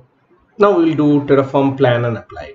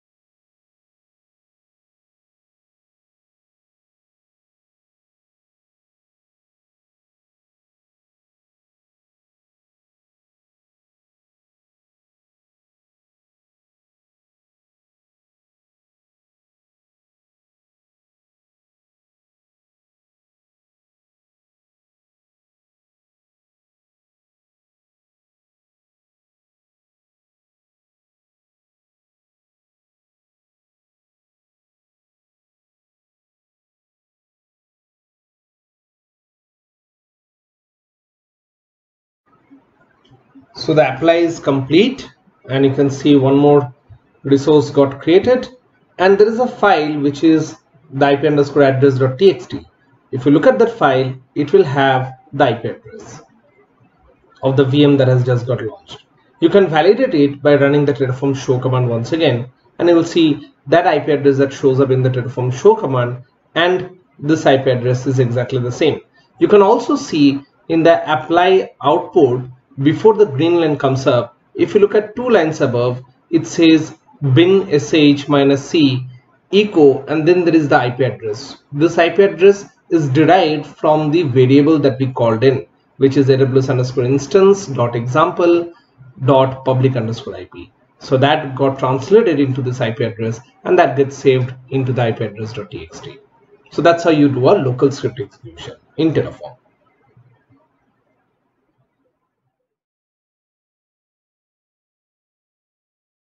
The remote exec method in Terraform. In case of remote script execution, what happens is our Terraform code will actually be logging into the shell of the remote server that it provisions on the AWS cloud. So let's say you're provisioning a particular instance on AWS. If you use this remote exec, which you can see here between line number 14 to line number 20, this particular port, if you write this particular section, provisioner remote exec, just like we had provisioner local exec, there is provisioner remote exec. Remote -exec is the exact term. If you use that section, then you can basically run a script on the remote machine which you are launching on a cloud environment, and run commands inside that machine to prepare that machine. For example, let's say you're bringing up a certain server, but you also want Apache to be installed on it. So here in the remote exec, you can call a Apache installation script which installs Apache after bringing up the VM normally on the cloud environment. For that, we are using this simple script here, which is written in the inline section within this provisioner remote exec, and it just has 2 commands: apt-get update, and then echo hello gets printed into var hello. So in the var folder, there will be a file created called hello, which has a content hello. That's all we are doing here. And once this code executes, we can log into the remote machine and check out whether the hello file got created or not. Now, before we go ahead and do that, for provisioner remote exec to work, there is one more extra thing that is needed. Now it is not only enough to have the key name Terraform video declared on line number 10. We also need to provide the actual key, the PEM file, to Terraform script. Otherwise, Terraform won't be able to log into the remote machine and do those particular script executions. Because here it is no more about us logging in using the PEM file. It is rather allowing Terraform as a tool to log into the remote machine using those PEM files and executing the commands that we want to execute. So for that, how would you do it? We would create this connection section inside the resource AWS instance, which is line number 21 to 24. And all we are specifying there is user equal to Ubuntu, which is the username that you have seen earlier. In order to logging into the remote machine of Ubuntu type instances, we have to use a user called Ubuntu. And then there is this argument or this parameter called private_key, where you have to put the variable value $ and within curly braces file, which is basically a function, and take the file name that is there in the current folder next to the main.tf. So in the same folder where the main.tf is, you have to keep your .pem file, mention that within a file function, and the return of that file function will be saved as a variable and passed on to this parameter called private key. Once you do this, then your code is enabled to log into the remote machine and execute commands.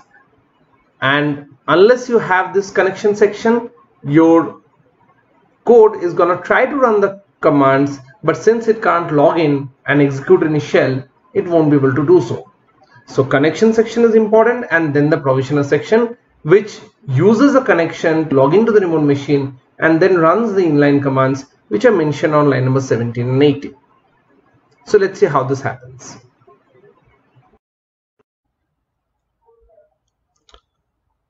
So let's look at the main.tf. What are the modifications did we do? We created one section which is provisioner. Inside that we have got a certain shell script going, and we have a section called connection in which we have defined our user and the private key file. That file, if you look at the file system, it is in the folder test, where it is just next to the main.tf file. And let's take a look at the main.tf code once again. So here this Terraform video.pem file is being called into this function called this file function. The return of that file function is being held into a variable, and it is being stored into a variable called private key inside the connection section, where we are also defining the user. Then using that connection, a remote exec provisioner would run these commands inline. apt-get update and hello will be printed in the file called tmp hello. So let's check out the plan. Terraform plan is what I'm executing now.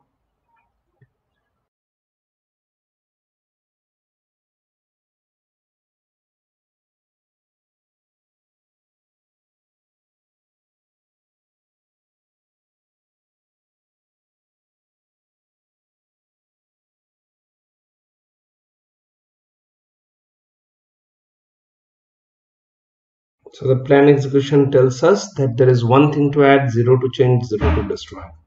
So now we will do the Terraform apply.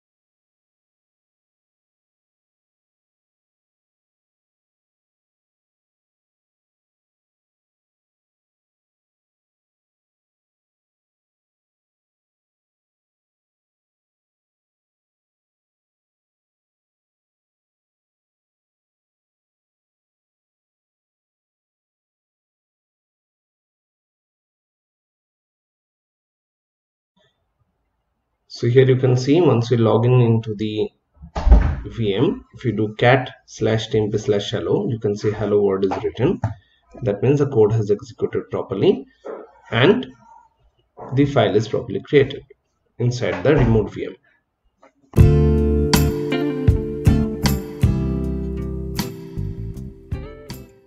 We're going to do our first project in this course. This project is about infrastructure as a service orchestration, and our choice of infrastructure as a service platform is going to be AWS or Amazon Web Services.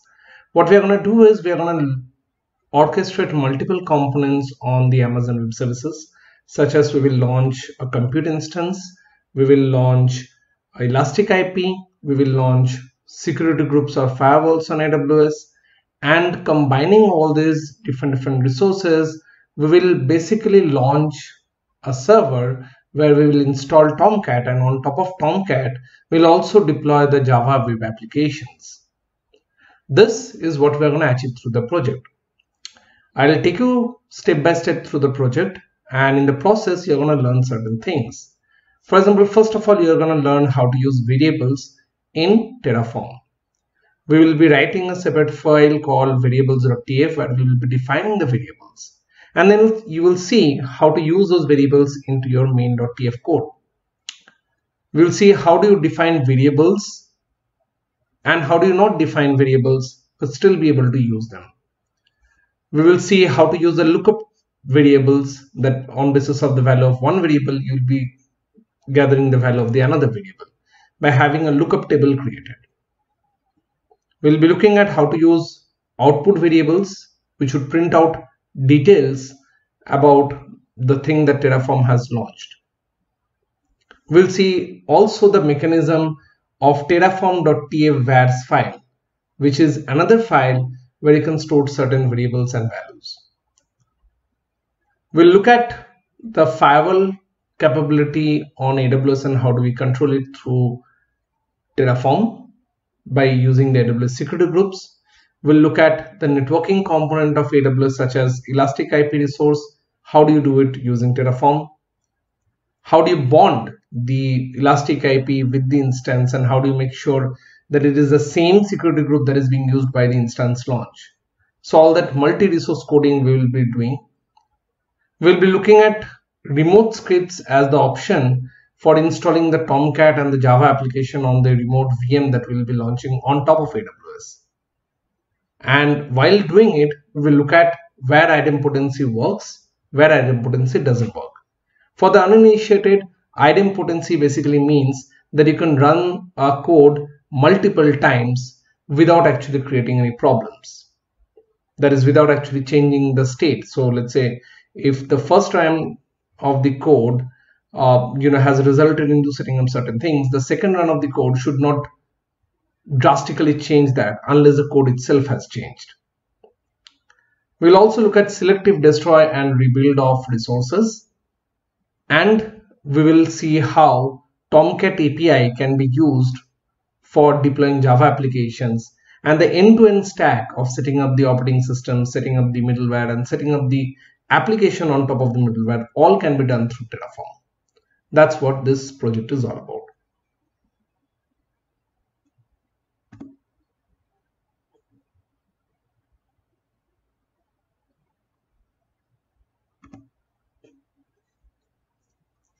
So first of all, I'll go and get outside of this test folder, and I'm going to download code that is there on my GitHub.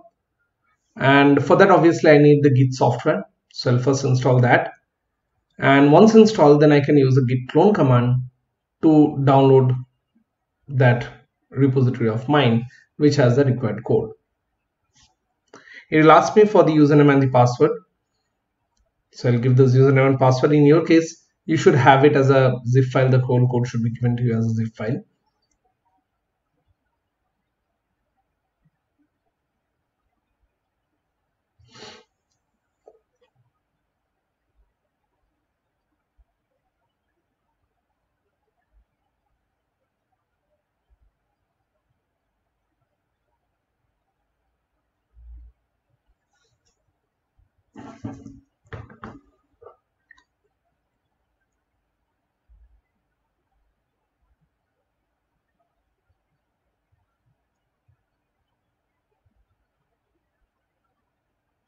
Okay, failed the authentication. Let me try it once again.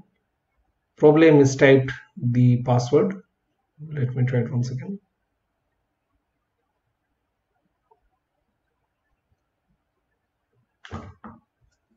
Yeah, as you can see, this time it worked, and a new folder called Terraform got created. I will just rename that folder because that folder name saying Terraform doesn't make sense much. So I'll just rename that.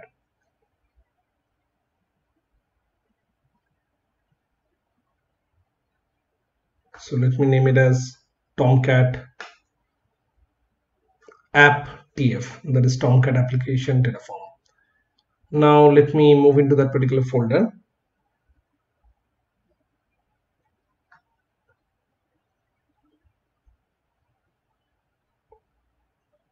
So tree command is not installed, so let me install the tree command.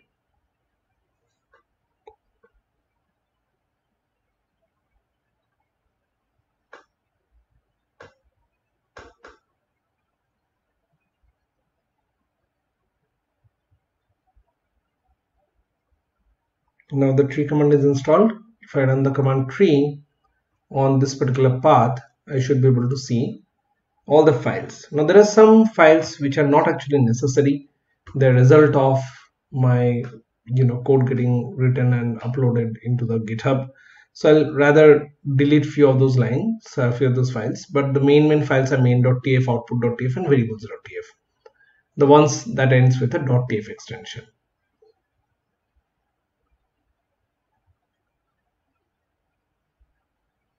So these are the main files which has the code. Variables.tf has the variable definitions, output.tf has the output variables, and main.tf has the larger logic.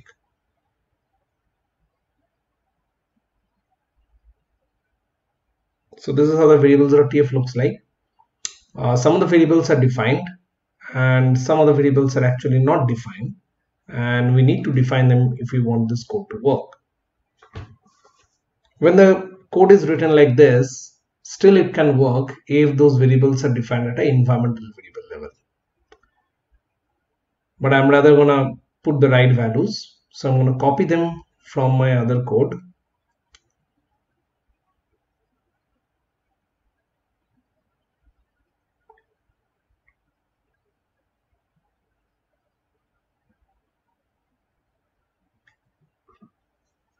So the way you define it is shown in the other variables that are defined over here.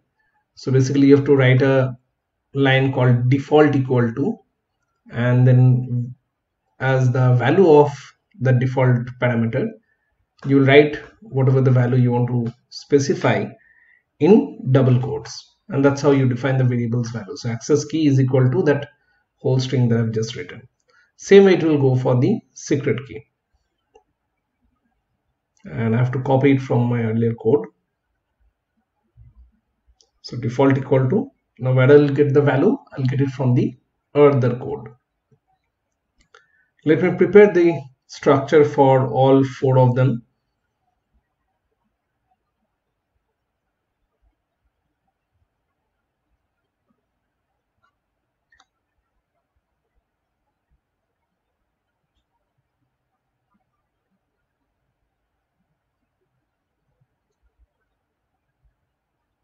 So I'm going to put the file name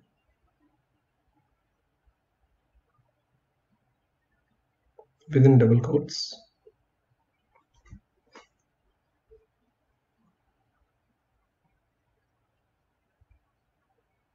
The key name within double quotes. The only thing left out is the secret key. I have to get it from the other file. So let me copy the secret key. I'll go back to our variables.tf and put the secret key to the parameter default.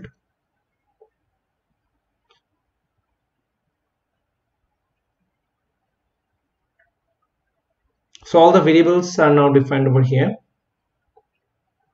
These are the variables that are required for doing the connection, for doing any operations on the AWS environment. The access key and the secret key are the main authentication mechanisms. And then in order to log into the VM, you need the key name and the key path, all these details. We're also having the region and the AMIs defined. In case of AMIs, the lookup table model is used. I'll come to that in a little bit. You can see it is actually dependent on the value of the AWS region. So if AWS region value is US East 1, then the value of the AWS AMIs is that particular AMI ID. That's how this is written. Let's take a look at the main.tf. So here's the main.tf. And you can see we're using all those variables that we defined on the variables.tf. So var.aws_region is also being used. There is a dot, and on the left hand side you will write var, on the right hand side you will write the name of the variable. Put them into a curly brace double quotes section, and the beginning of it should be with a dollar. That's how the whole code is written. Access key, then a dot, then var, put it across curly braces, put a dollar in front, and then put the whole thing within double quotes. That's how these variables are referred in the main.tf. Now we look at the rest of the code. It is creating a security group resource, so we'll come back to that. But then it is also creating the AWS instance, and in that AWS instance we are also using this key file parameter. Now this actually is a old school technique to use the key file parameter. It doesn't work, and we'll change it at a later point. But the rest of the code is what you should look at. It is using the lookup table for the AMI. Within curly braces, it is actually using a lookup table, and key name variable will work. This one is not deprecated, but the interesting one is the lookup table part. Here, as you can clearly see, it uses a function called lookup, in which the first parameter is the AMI's parameter, the one that has to be deduced. That means the value of which has to be calculated. The second parameter is the AWS region, basis of which the value of the first parameter has to be calculated. So value of AWS AMIs have to be calculated using value of region. If you look at the variables.tf, AWS AMIs value is AMI-9EA1CF6, which is based on AWS region's value US East 1. So that's what is happening over here. It is called the lookup, and the syntax you can clearly see in the main.tf, in which case it is basically a function called lookup, and the two parameters are the variable for which the value has to be deduced, and the second parameter is the variable for which the value will be used to deduce the value of AWS AMIs, which is the first variable. Put it into a dollar curly brace enclosure, and put that across into a double quotes. In case of security groups, you can clearly see that it refers to the security group that we had defined earlier. It is basically the security group is the resource type, dot default is the resource name as mentioned on the code, and then dot name refers to the parameter name, which is what it gets the name as on the AWS platform. So that's what this refers to, and that's how the instance knows that this is the security group to which it has to connect to. So after that, we also have another resource called AWS EIP, which is for the Elastic IP. So we total have two outputs defined in the outputs.tf. In the case of output variables, the parameter name is value, and typically the value is a particular variable which is there on the output of the whole Terraform apply command. So AWS_instance.web is the instance that we are launching, for which obviously we will get a public DNS as a parameter. If you remember the Terraform Show command output, all these details were there. Let's just go to the test folder and run the Terraform Show command. You can see all those details are there. Public DNS is mentioned over there. So that's what exactly we are calling about. So AWS instance.web, and then whatever is the public DNS of it. That's what we are referring to. So now let's remove these extra files which are not required actually. So except these .tf files, which are main.tf, output.tf and variables.tf, we can remove the rest of them.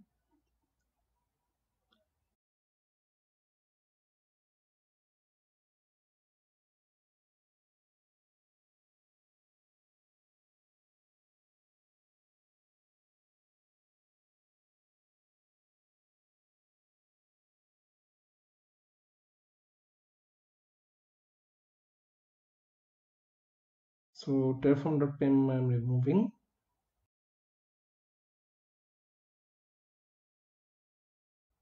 And instead I am putting the terraform video.pem from the other folder into this folder. Let me set the permissions.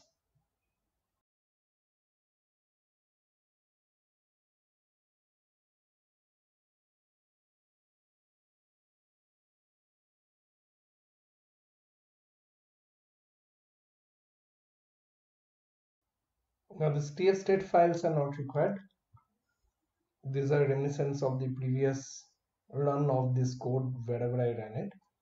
So I'm gonna remove all this.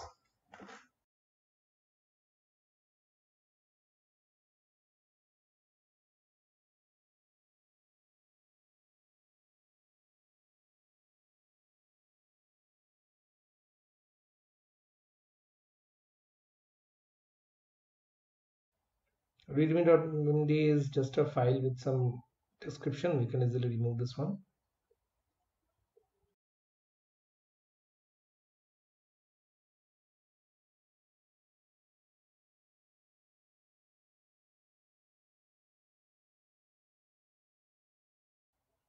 This terraform.tfs file holds certain variables and the values, such as, let's say, access key and secret key can be defined over here.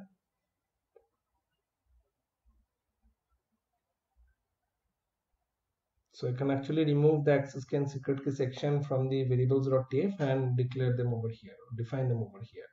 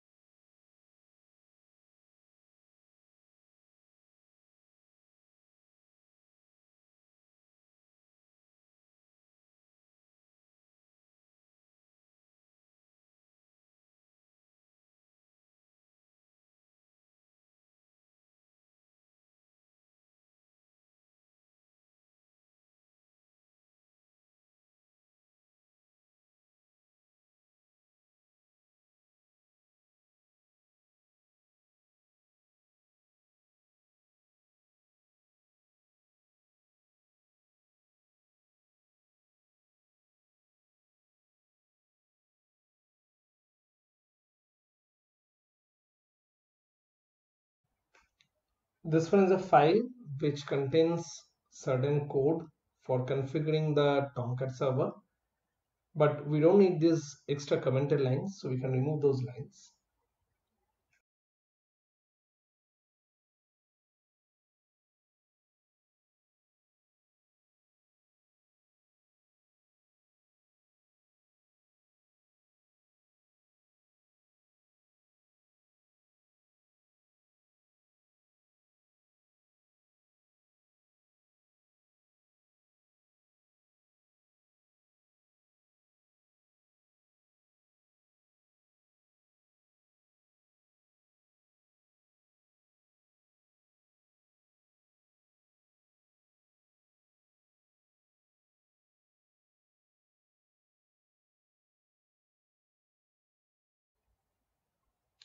You're setting username and password as admin, and the roles part is important. Admin UI, manager UI, and most importantly, manager script. These are the roles that should be assigned in the Tomcat configuration file. So we've got that covered in terms of Tomcat users XML.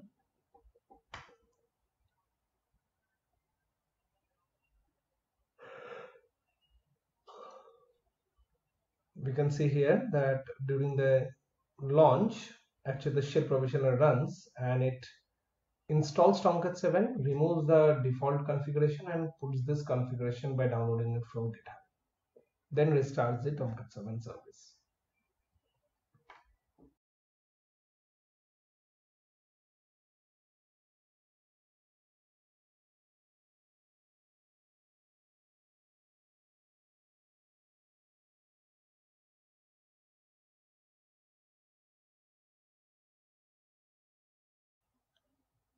So in this code, we're not only launching that instance, we're also having one Elastic IP resource and one security group resource that are getting launched together. The security group resource is basically by which you are controlling the AWS firewall capabilities. You are enabling port number 22, port number 80 in terms of incoming ports, and for ingress, which is outgoing port, you're basically enabling everything. So, and then at the bottom you have the Elastic IP code where you're basically launching Elastic IP for the instance that we are launching in the same code. So if you look at the last few lines, there is a resource called IP of the type Elastic IP is getting created, which depends on the AWS instance web, and it also gets mapped to the instance ID, which is AWS instance web.id. Elastic IP is getting created, which has the mapping with the instance that we're launching. So AWS instance dot the instance name dot the variable ID, which returns the instant ID. It depends on the code block of AWS instance web. The name of the resources IP of the type AWS underscore EIP. So after that mapping is complete, we will be initializing a Terraform environment and then doing Terraform Plan and Terraform Apply.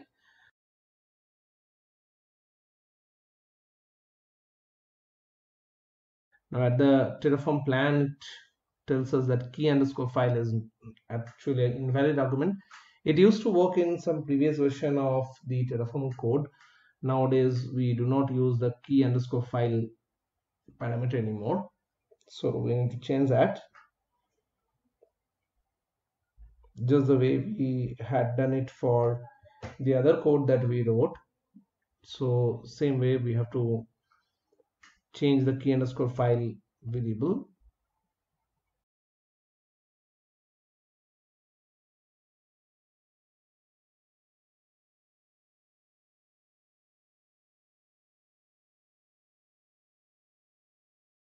So instead of key underscore file, we're using private underscore key, and the value of which is dollar curly brace file function, and in the file function we are writing the name of the file, terraform video.pem. Let's try Terraform Plan once again.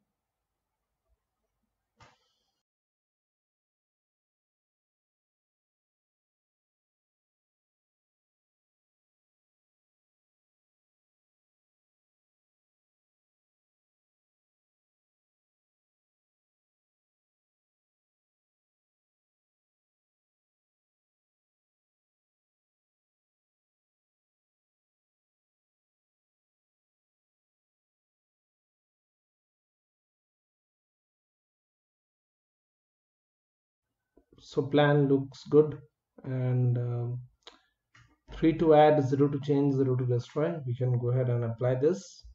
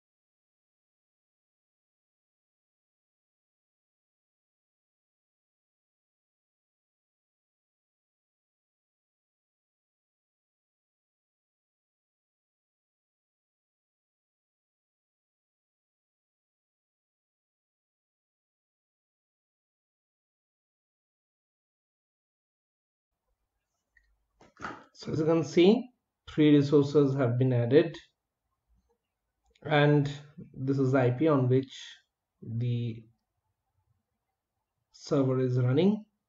Inside the server, Tomcat has also been installed as part of the provisioning script. And if you go to that particular IP address :8080, which is the Tomcat port, we should be able to see the application up and running. So we're installing elinks, which is a command line browser, to check that URL.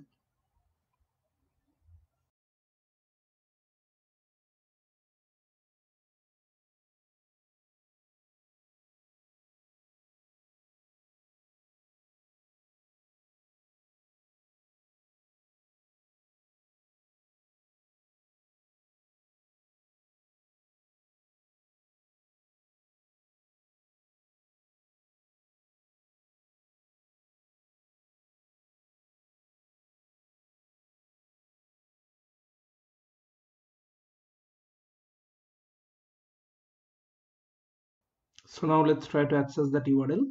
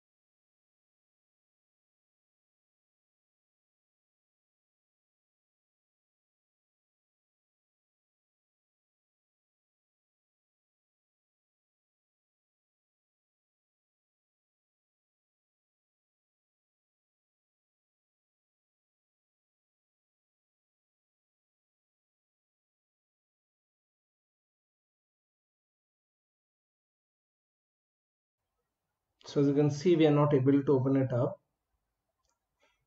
And what is the reason? The reason is actually that 8080 port is not opened up on the security groups. The code that we have written opens up port 80, whereas we needed to open up port 8080 because that's where a Tomcat would run. So we need to change it the right port address, then only this code is going to properly work, because then port 8080 would open and then we would be able to access the application. Now remember, Terraform code is actually idempotent. So you can again apply this code on top of the existing things that have launched on the AWS. Terraform has already saved the information about the existing launch, and it can then connect to the AWS and just make those modifications as and when required. So if you do the Terraform plan, it will say there is one to change.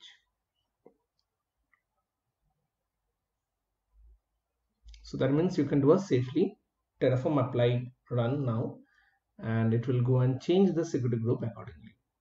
It will delete the port 80 entry because now we have changed it to 8080, that is equivalent of removing port 80 entry, and then it will add an entry for port 8080.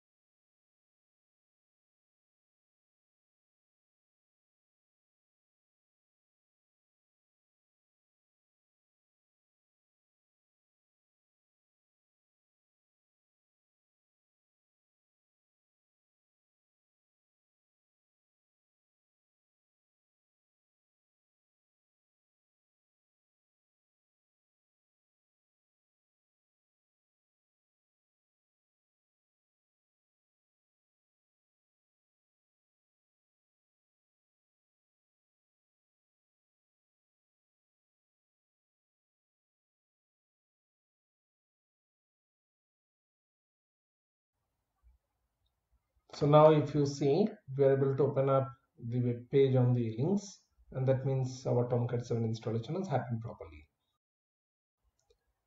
Now we have seen how we can write a code that launches servers and installs Tomcat middleware on top of it. Now we have to see how do we launch an application on top of the Tomcat. First, let's understand it from a basic command line perspective. Then we will modify the code to have that written as part of the provisioner script itself.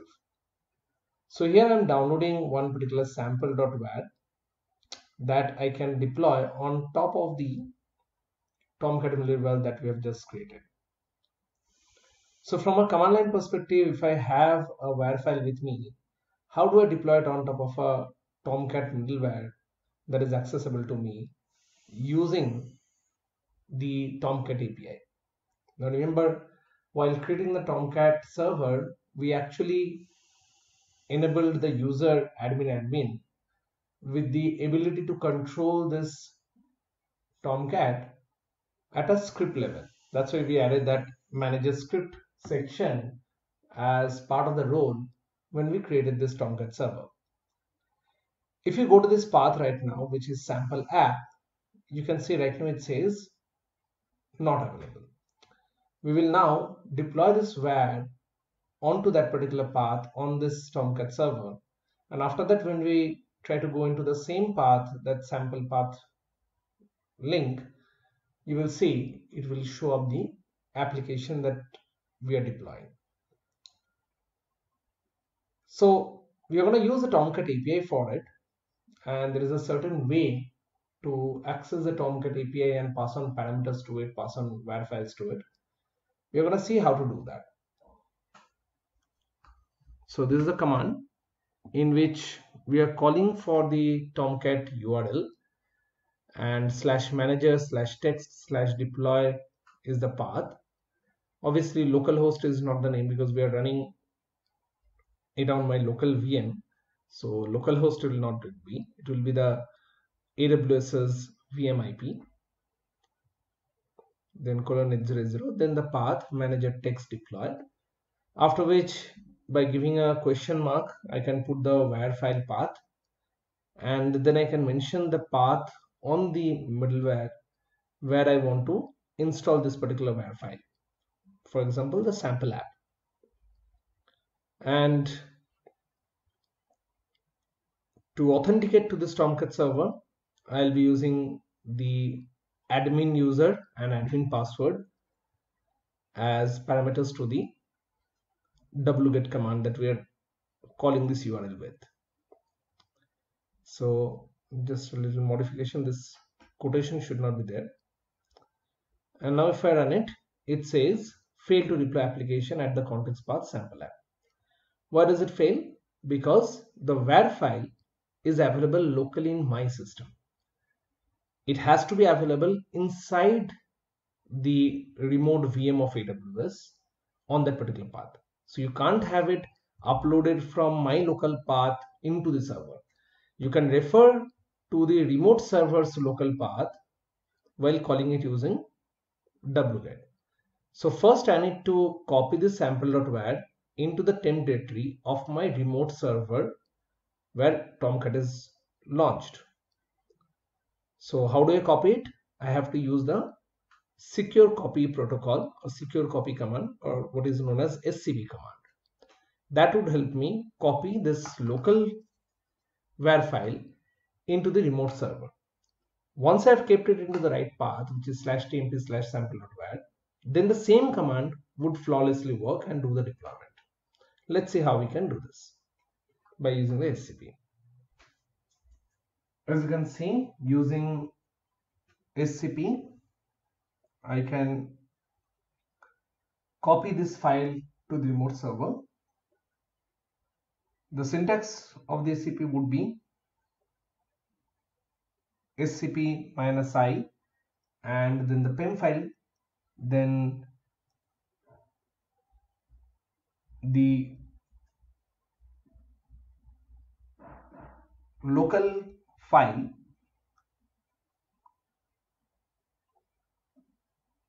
then user@remote server IP address colon the remote path where I want to keep this file.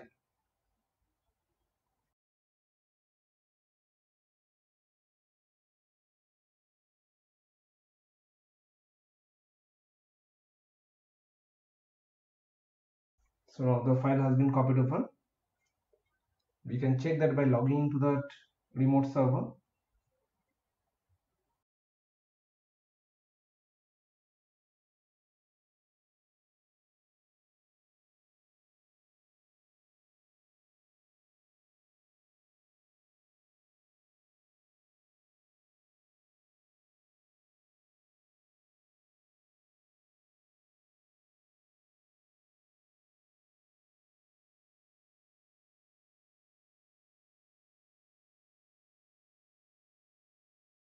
As you can see in the /temp directory of the remote server, sample.var is present. So we can now get back to our server of Tomcat of Terraform. So you can get back to our Terraform server and run the same command, and this time it will say that deployed application at the context path. So now if you open up the links and go to that IP address :8080/sample app, which earlier was saying that no resource found, will now start saying that here is the application. So let's go and check that out.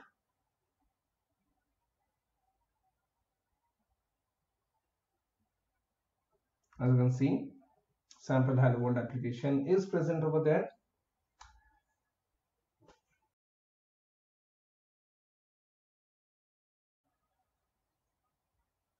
So now let's see how we can modify the Tomcat portion in the main.tf.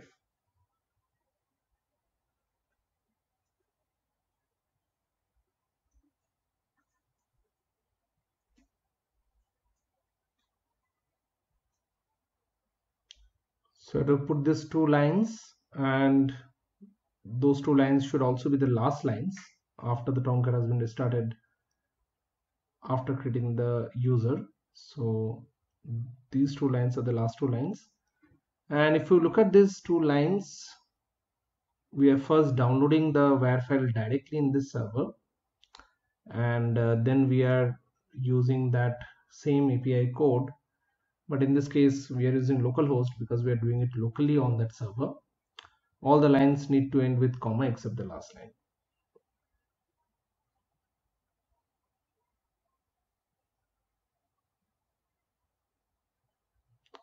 So first of all, we have to destroy the AWS instance web. This is called selective destruction.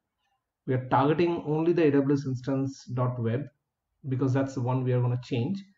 We could not do a normal Terraform apply here because the instance is already running, and making a change into the instance won't be happening. The shell provisioner would not run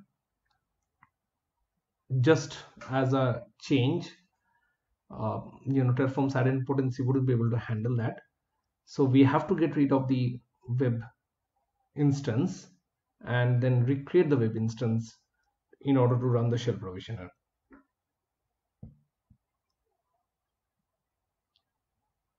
The rest of the things can remain as it is.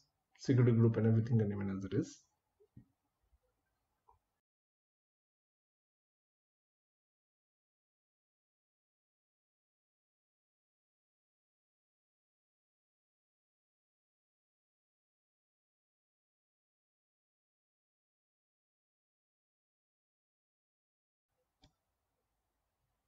So once the VM is destroyed, we can do a Terraform plan and apply.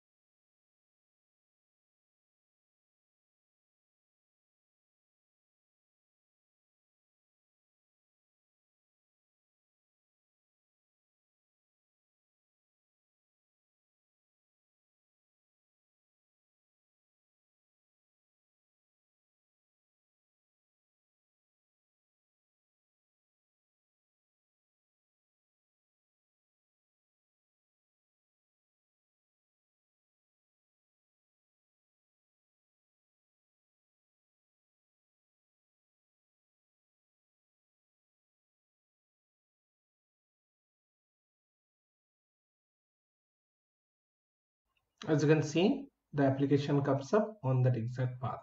This completes this particular project for us.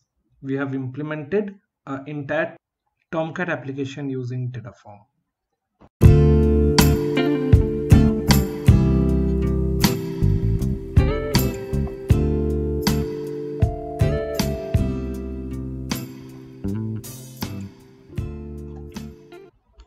Let's take a look at how do we write a code in Terraform to control AWS's RDS services.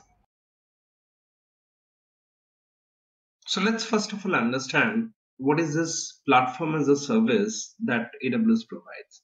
So AWS started off, as a cloud solution provider of infrastructure as a service, and most people know it for a place where you can go and deploy your new virtual machines.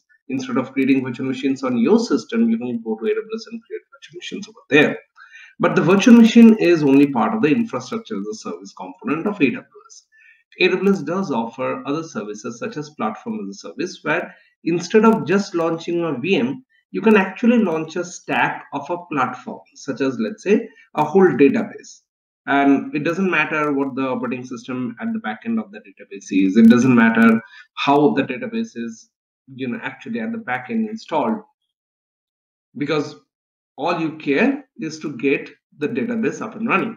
And AWS provides you that. So it gives you a portal where you can go and launch a database directly. No need to launch a VM, no need to log into the VM, no need to do the installation of the database. All of that done at the back end.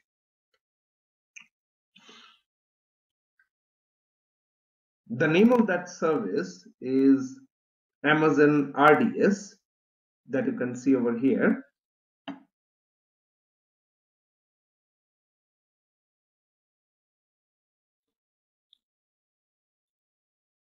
The moment you come to this interface, you'll get this create database orange color button. You can click on that. You have to choose one of the databases. Now Amazon Aurora is a different thing. I'll come to that later. But let's say I want to go with a MySQL, or let's say PostgreSQL. So here I chose PostgreSQL. Click on next. Let's say use case wise, it's just a dev test use case, because I will get this in the RDS free usage tier. The production one is not something that I can get in the RDS free usage tier.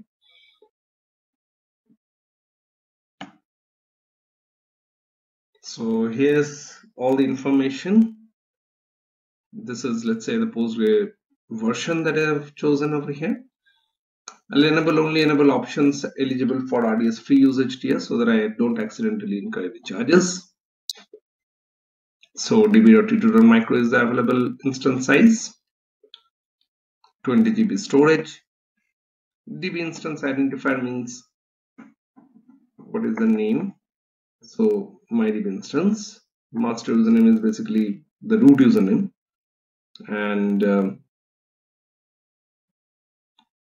let me give it as root, and then I have to give a password. It has to be 8 characters long. I'm going to put 1 2 3 4 5 6 7 8. 1 2 3 4 5 6 7 8. Next, I'll keep the things at default as far as VPC and other things are concerned. Public accessibility, if I make it yes, then I'll get an IP address for it, so I'll make that. So DB naming in,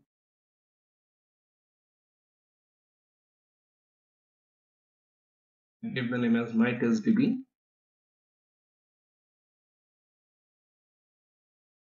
Postgres port 5432.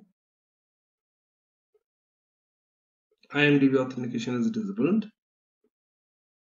Keep everything at the default. Let's do the create database.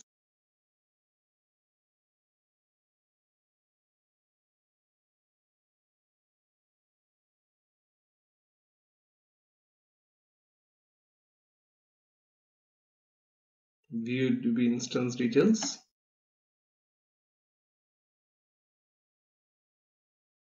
As you can see, it says creating as the status of the database instance. So you have to wait till it becomes ready.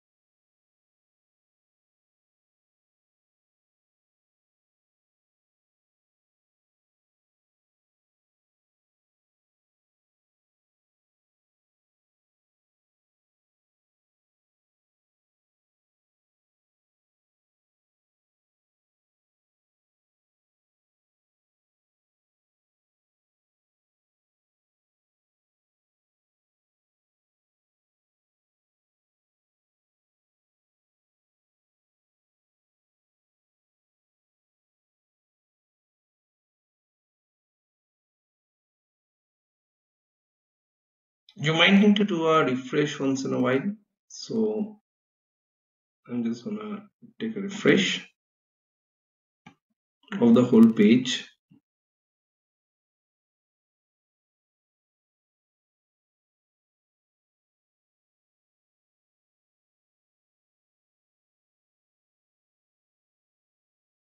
As you can see now, it has given us a new status. Wait for it to become ready.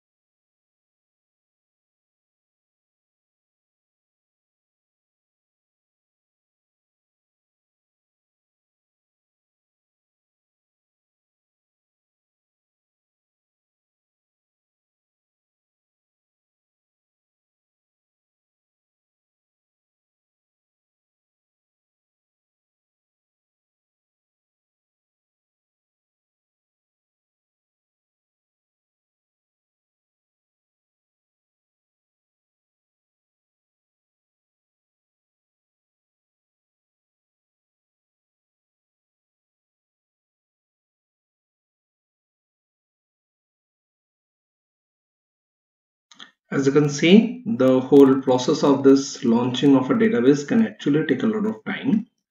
And in this case, for example, it is already 18-19 minutes. So almost about 20 minutes is the overall time that it takes. So don't lose patience while it is launching. It is definitely launching and might take that much amount of time. And after that, you will see that it will say that the database is available, which can happen anytime now.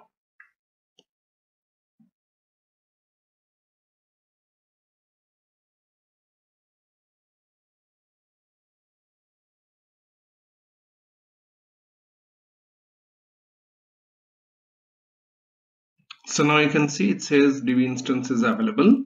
Now it is actually ready.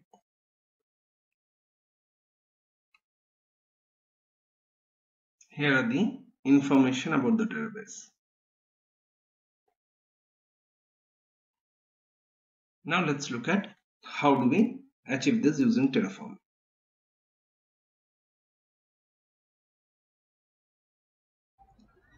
So here is the set of code that I have: main.tf, then securitygroup.tf, which is sg.tf, and subnets.tf.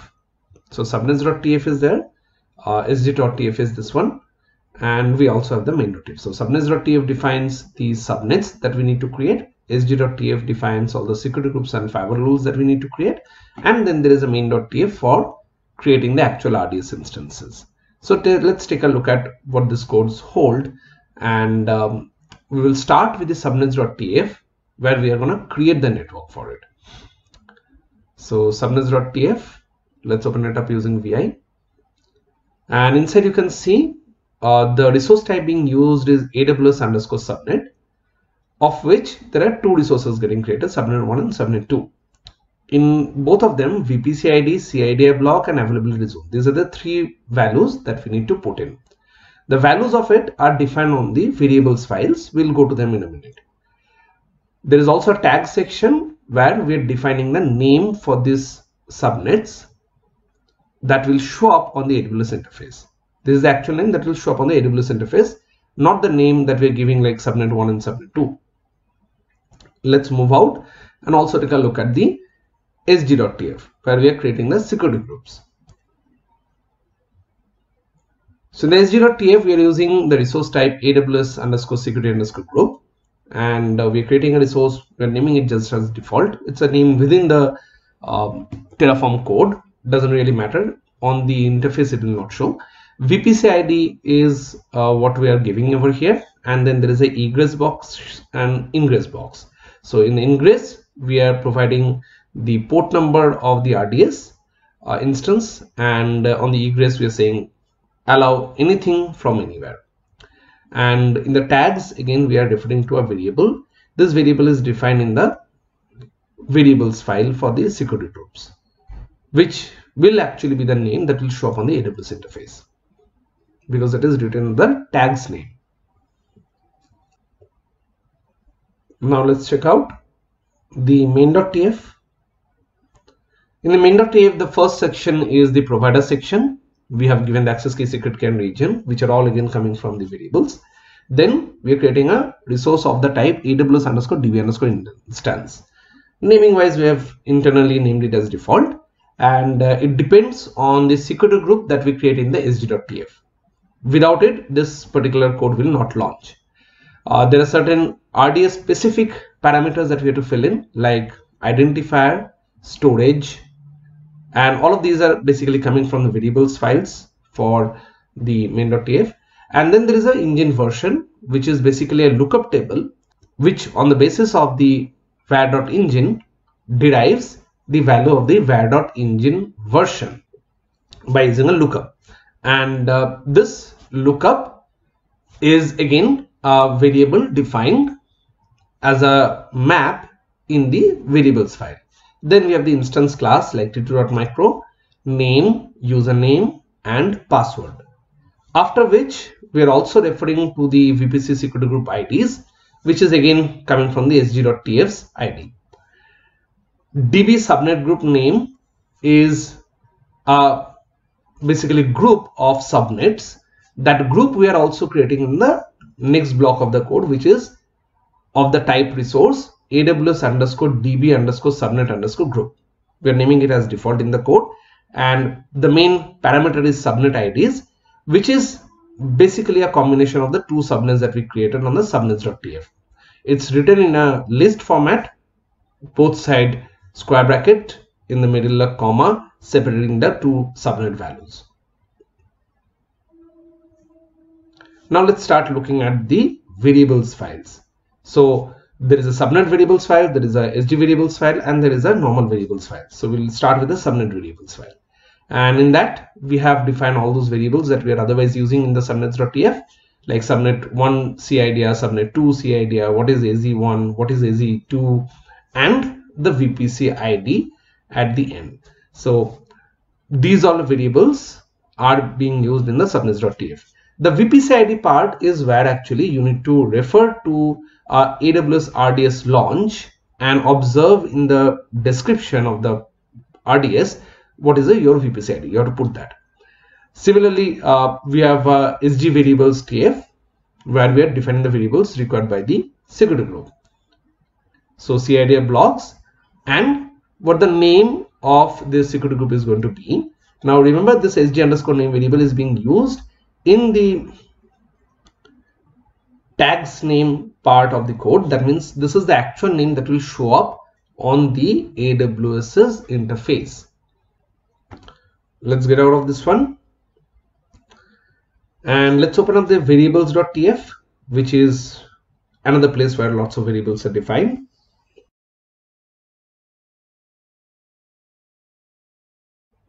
So AWS access key variable, AWS secret key variable, you need to put your actual access key and secret key over here. Then the variables that are specific to RDS are starting. So identifier, storage, engine, those are the various variables that are used in the main.tf code. Engine wise, we are selecting Postgres. Now this is important because in the next variable, which is engine version, we are basically using the lookup table or lookup map. So if it is MySQL, this is going to be the version. If it is Postgres, this is going to be the version. Now these version numbers, actually come from what is available for you in your AWS account. So when you launch a RDS instance, you get to see that. Similarly, the instance class also comes from there. The DB name, username, and password is obviously something that you can give by yourself. So password, for example, like we can give as 12345678. 8 character is what you need to give. So that's all the code that is there, and we need to launch this code. And to launch this code, we need to change those values. What are those values? Access key, secret key, VPC ID, and let's say the version numbers of those databases as per what is available on your AWS account. So these are the things that you need to change in the code before actually doing a Terraform plan and apply.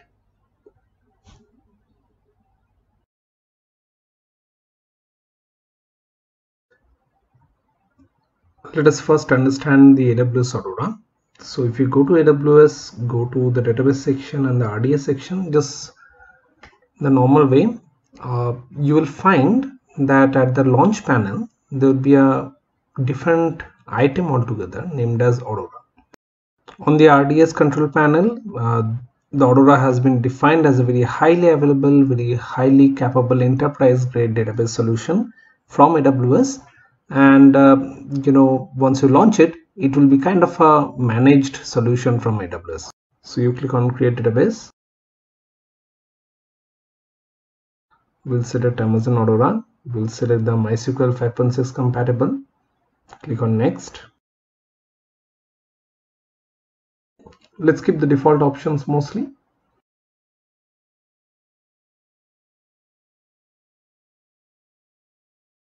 We'll just change it to smaller size. We don't need a replica right now. Let's put in some values.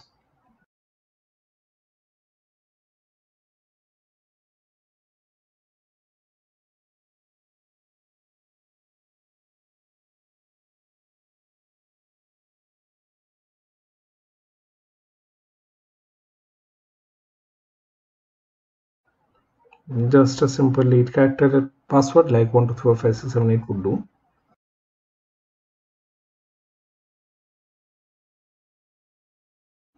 Keep everything default.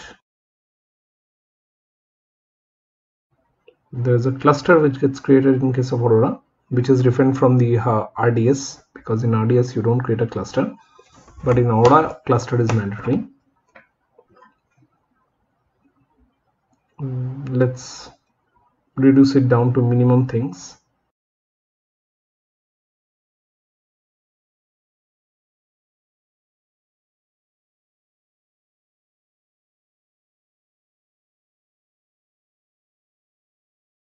Click on create database.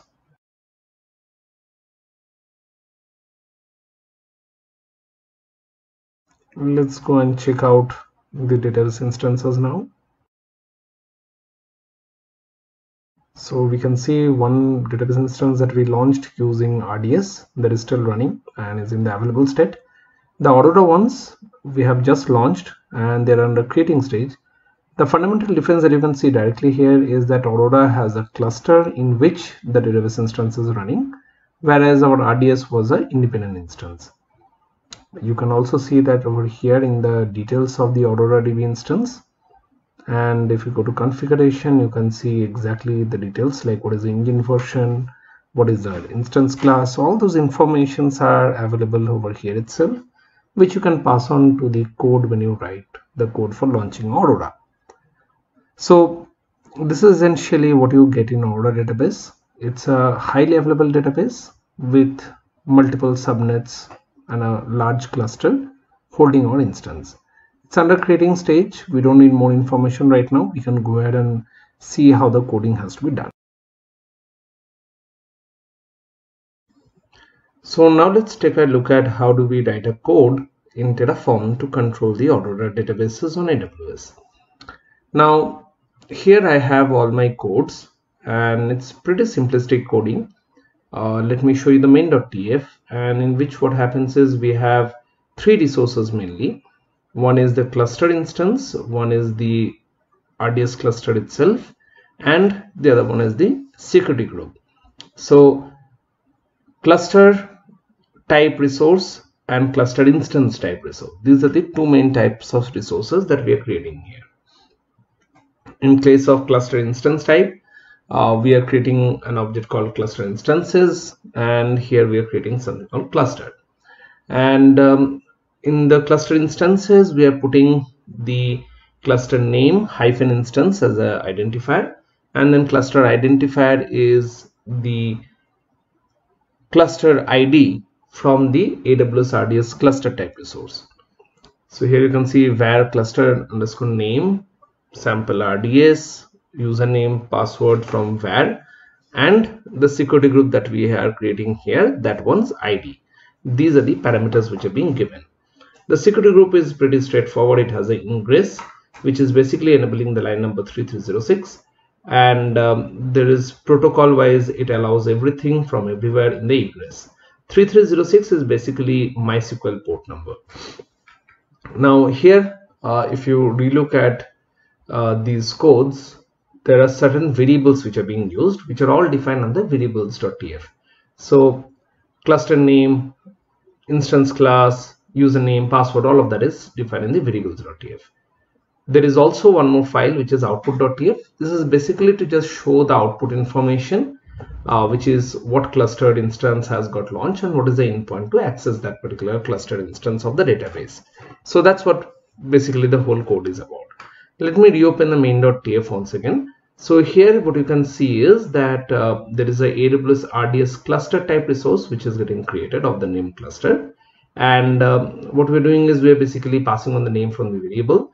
Database wise we're giving it a name, master username, password, all coming from the variables file, and the security group IDs are coming from the security group that is created over here.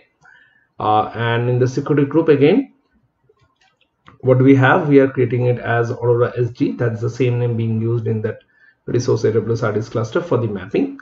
And we are also creating AWS cluster instances, so RDS cluster instances, which are all getting identifiers mapped with the cluster name that is defined on the cluster identifier as well. And then we are basically launching all these three resources together onto AWS to create the Aurora environment. We have already seen what Aurora database is in the previous video.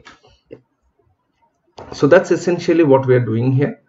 And there are a few more changes that I need to do on the code. So I'm just going to add the provider section into the code, and also accordingly the provider section makes use of these access key and secret keys, so those variables I have to also add on the variables.tf.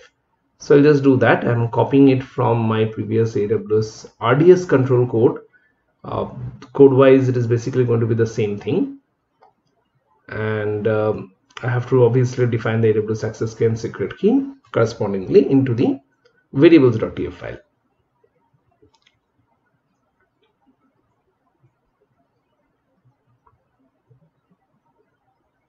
So I'll also copy that part from my previous RDS code.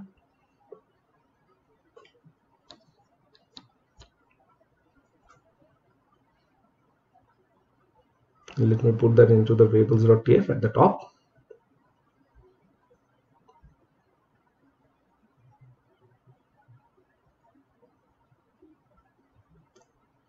Alright, now the provider section is no more needed in the variables.tf because we are already defining it into the main.tf, and it has all those information that was otherwise here in the variables.tf file.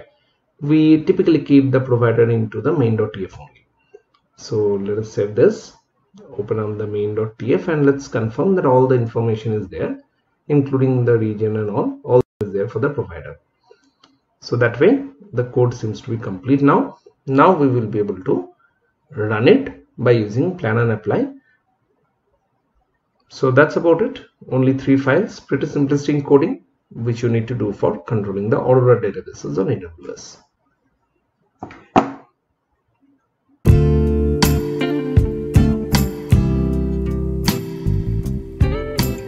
In this chapter we are going to see how we can use what is known as Terraform modules. So Terraform modules is basically a mechanism to modularize the Terraform codes to make it reusable. So you can create multiple small pieces of code which would allow you to have specific functionalities achieved by a specific set of codes. And then when you have a larger use case which combines multiple functionalities, then you can use those piece by piece functionality codes to form up the larger use case. So in this particular chapter we are going to learn this use case for the modules. We are going to learn how to create and use a module, and we are also going to look at how do you define variables at a module level. So use case wise, if you look at, then modules help basically in dividing the codes into multiple folders or directories.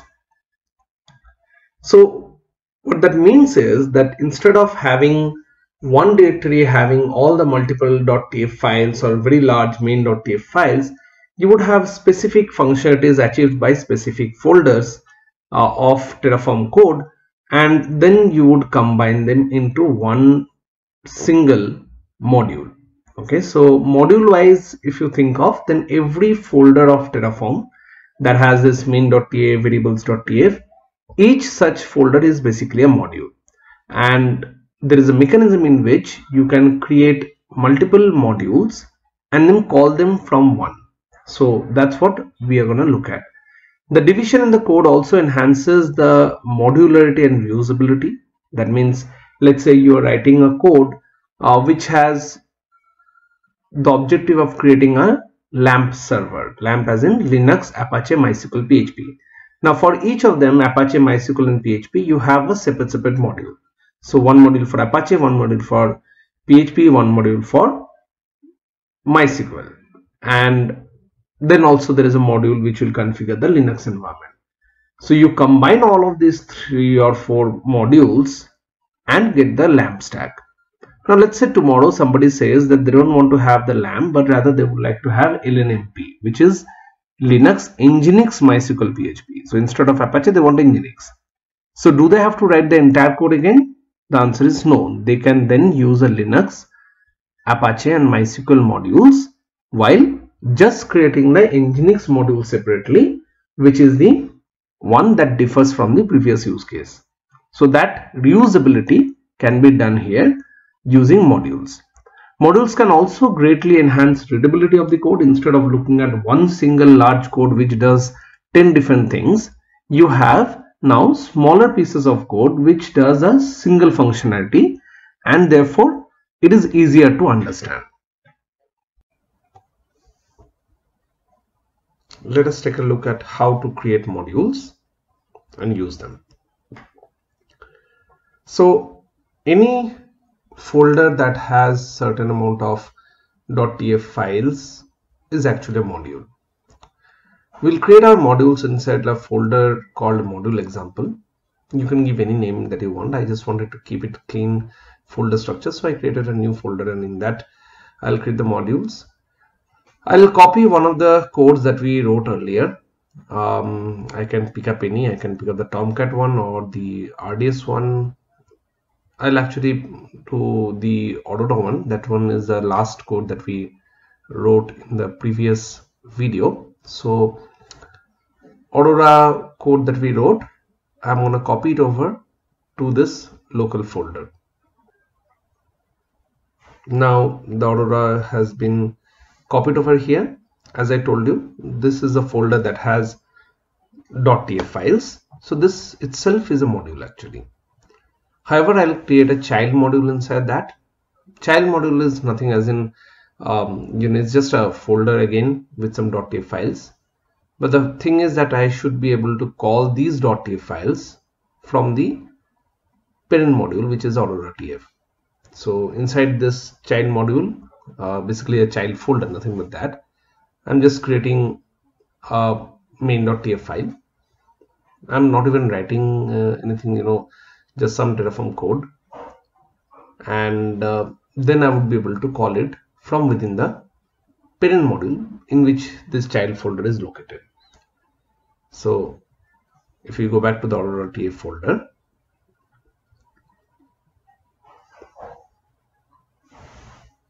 there in the main.tf, let me call that child module. So to write a code block called module, and then after that name that module, and inside source equal to the path to the module. ./child means that's the subfolder of the current folder, that's the source. So whatever code I have written as part of that folder will become part of this main.tf. Now let's take a look at something more simpler. I'll go through a simple module creation and show you how two modules can be created, and one can depend on the other or one can include the other. So I want to create a folder called simple module. We'll move inside the simple module. Let us create a main.tf inside, and this time I'm actually going to write a code. I'm going to use something known as local provisioner, which allows you to control local files. So using the local provisioner, I'll control a local file, let's say called foo, and we'll write foo inside of that particular file. So the provider would be local, and the file that will be created is in this module path a file called foo.bar that has a content foo.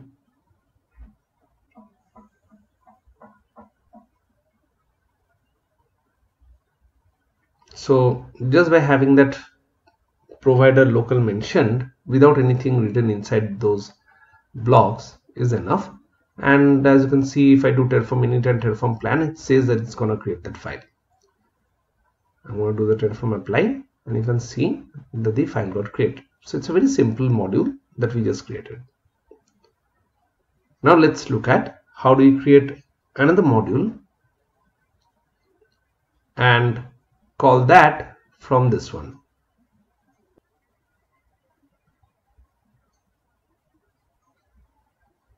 let me create a folder called child. Inside the child folder, we will write another main.tf code. Now let this one do something else.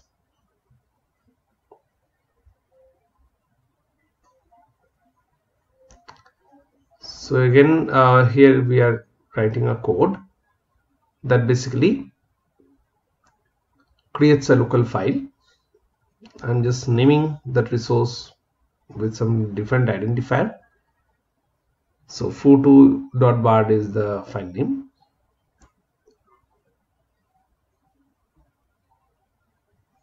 We don't need to give the provider anymore, because we are going to make call to this one from within the main.tf of the simple module folder. In the simple module folder's main.tf, we will now call it as a module. So module child source equal to dot/child is the same code.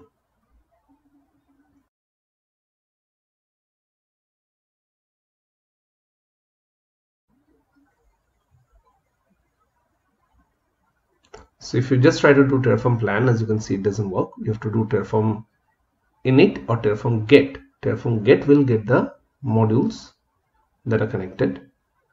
Here you can see it is actually going to create the file.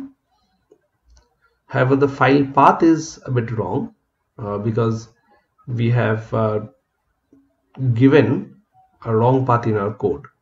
So although that file gets created, it is not in the intended folder path. You can see the folder path in the Terraform plan apply output, which puts it into some .terraform/modules/ some identifier /foo2.bard. So that file got created by somewhere else. It was not done in the proper location. The fact that it was not done in the proper location is because we didn't give it the proper path. We ran the module from the parent and we referred to that particular path as module path. So while the code actually was executing from a child, so it got confused. We need to give absolute path in such cases. So I will just change that path properly. Inside simple module is where we want it. Now let us do a Terraform get.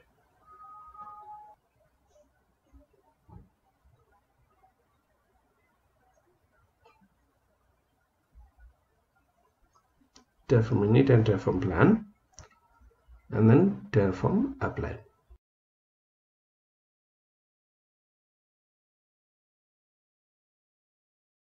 Now you can see foo2.bard gets created over here itself. So we are able to call one module from the other module, and that's the whole idea. You will typically have a larger module that will make calls to the other modules. The larger module may not have at all any code, and it might be calling only the other modules to perform the job. So it does not need to always be the name child. It can be like, let's say, Apache, PHP and MySQL being 3 different modules which are being called from a larger module called LAMP. The LAMP module by itself may not have much of a code, but it will just call Apache module, PHP module and MySQL module. That's the whole idea of creating modules in Terraform. Now let's take a look at how do we use variables in a module, because there is a certain twist to it. So what you can do is you can define a default value for a variable, or maybe not define a variable at all at a module level. But then from the parent module level, from the module where you're calling it from, you can actually start defining the value of that particular variable, and it will be passed on and accordingly processed with. So to look at that, we'll go through an example. So here we are going to look at the simple module only, but we are going to create some variables into it. So first of all, let me move into the child where I'll declare the variable, but the definition of the variable I will not include in the child module. So a simple memory variable is what I'm creating, and I'm creating an output variable called received, which basically has the value of the memory only. but the memory value itself, the definition of the memory variable, is not written over here. I'm going to override this by using the parent module, right? So the value of this output variable called receive is nothing but the value of the memory variable, which by the way is not defined here. All right, so now let's go and check out the parent module and how do we call this child module, and at the time of calling, how do we define the value of the variable called memory. So here we have the earlier code that we wrote, which calls the child module by using the source equal to ./child, and then here we will gonna put the overrides. So memory equal to 1G, that means memory is equal to 1 GB. It doesn't really matter because that's just a value. Okay, what matters is, in order to get this in the output, we have to put the output in the caller module, that is the parent module. The parent module has to have an output. The output of the child module will not work because we are going to run the parent. So here we have to create output variable which will refer to the child module's output variable. So module.child.received is the syntax. Dollar and then within curly braces module dot name of the module dot variable name. So with that we created this child module and we are calling this from the main.tf of the parent module where we are defining the variable's value. Now let's see what happens. Terraform get, Terraform plan and Terraform apply is what we have to do.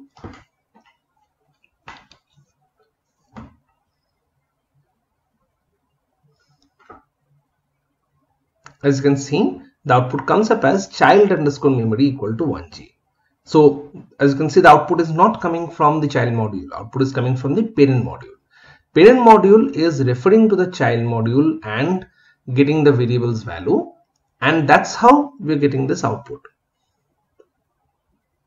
right?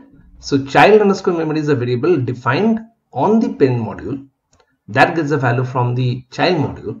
Child module asks the value from the memory variable which is not defined in the child module. So the parent also defines the child module's memory variable, and that's how the whole output comes together. That's how we can use variables in case of Terraform modules.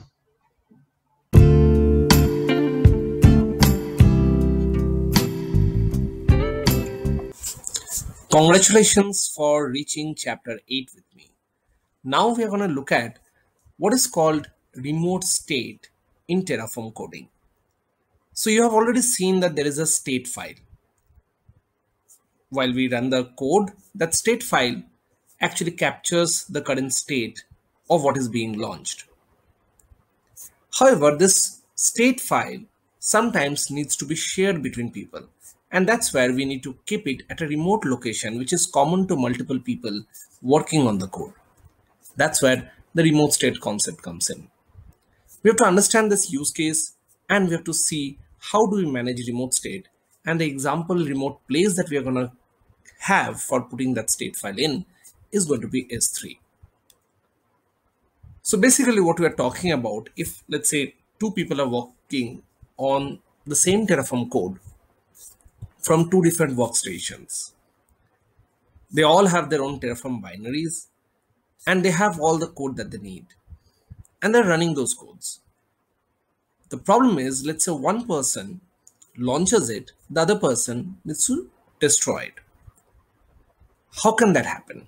Because a person one who might be at the end of his shift will be picking his laptop up and go away in which the code is. The second person might be having the code, but he will not have the state file unless the first person physically gives him the state file. Now, one option is, the first person from the first workstation copies the state file, gives it to the workstation 2. Or rather better is to have a common location where the TF state file can be kept, so that it will be synced between both the workstations, and therefore whatever workstation one person has done will be saved in S3 And when workstation 2 synchronizes that TF state file onto his machine or her machine, immediately we'll be able to get the same state and we'll be able to control that particular launch which has been made on a particular cloud. So the same workload, the same resource can be controlled by the second person as well, because he or she would have the access to the state file. That's what this remote state concept is all about. Let's see how do we actually achieve it in a practical sense. Now let's take a look at how do we manage the remote state file on AWS S3 so that it can be shared by multiple users.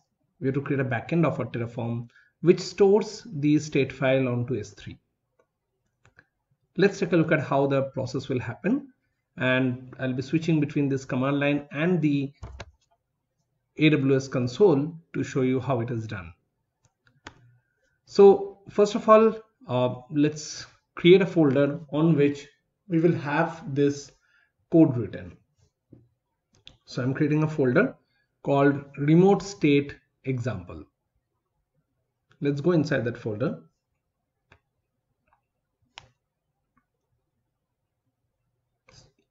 And I'll download our main.tf code and then I'll explain it to you.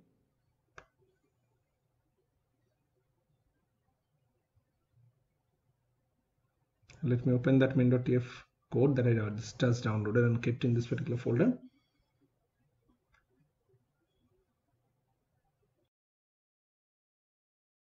Okay, so the code is pretty simple. First is a provider section, then you have the AWS instance getting launched, and the main part is this Terraform backend section. This is a configuration of Terraform, so it is written within a block that starts with the word Terraform and is basically a code block of curly braces.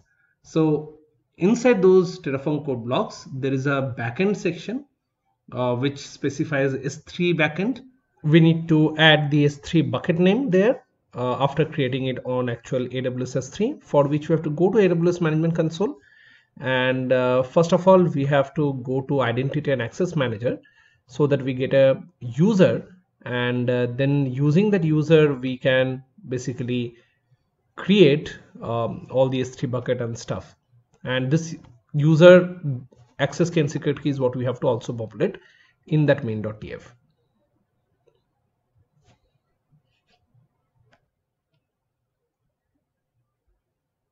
I'm naming it as Terraform user and setting password for it. Require password reset will be unchecked.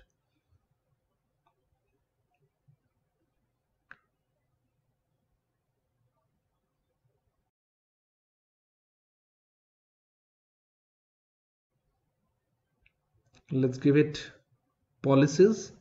So basically we need S3 full access and EC2 full access. However, I'm gonna create this user so that later on other examples also I can do using the same user. So I'll give you more than that. I'll give it administrator access, but let me show you how to find the S3 full access and EC2 full access, and then I'll anyway give it an administrator access so that everything else also I can do from the same user. So if you just type EC2, you might not be able to find it. You have to type EC2 full and then you'll be able to find the EC2 full access. So S3 and EC2 full access is more than enough for only this particular project, but I'm going to give it an administrator access as well.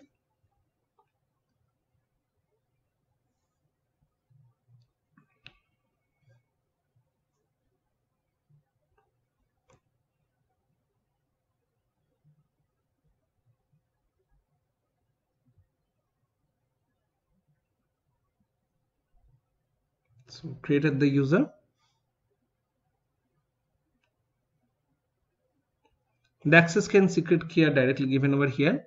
You can either download the whole file or you can basically copy it from here and put it on a notepad, because we'll need this in our main.tf file in the provider section. I'm going to copy it and put it on an online notepad.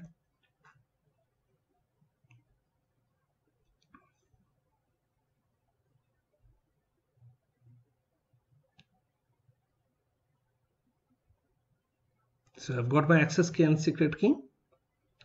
Now, once I have moved away from that particular page, I can't go back to that page and see those access key and secret key anymore. Unless I have downloaded that access key and secret key, that information is gone from the AWS console.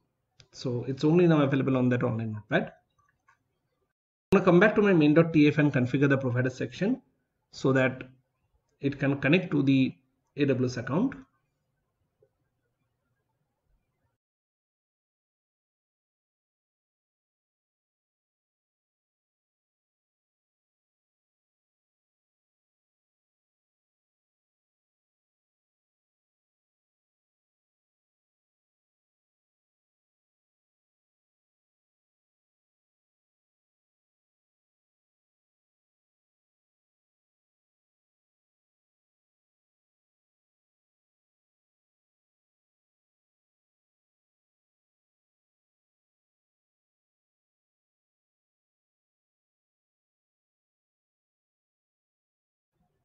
Now we need a S3 bucket. That name we need to put over here. So we need to go and create a S3 bucket on the AWS console.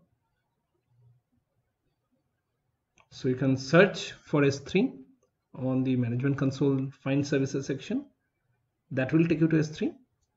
Or otherwise, obviously, you always have the option to go via the menu, which is from the services drop down. You can also go to the S3. So once you come to S3, you can create buckets, but we need to log in as the user that we created earlier. So I'll log out from my account and then log in as that user. Thing is, once you create an IAM user, you won't be able to log in using the normal login prompt because it will not give you the option for going through the IAM. So what you need to do is you need to first of all see what is your IAM login URL is and then log in via that. So first we need to go to IAM, and in IAM, which is Identity and Access Management section of AWS, you can find the URL. I'm going to customize this to study9.signin.aws.amazon.com, and let me copy that URL. Now I can log off and then log in back using that particular URL.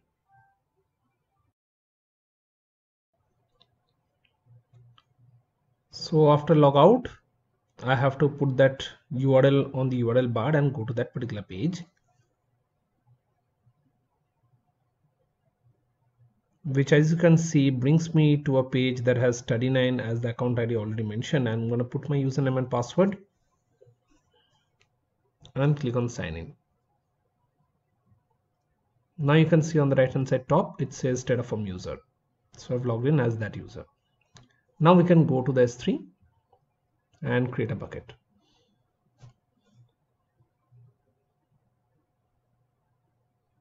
You can go to S3 via the drop down from the services also and click on create bucket. This window opens up where you have to create the bucket.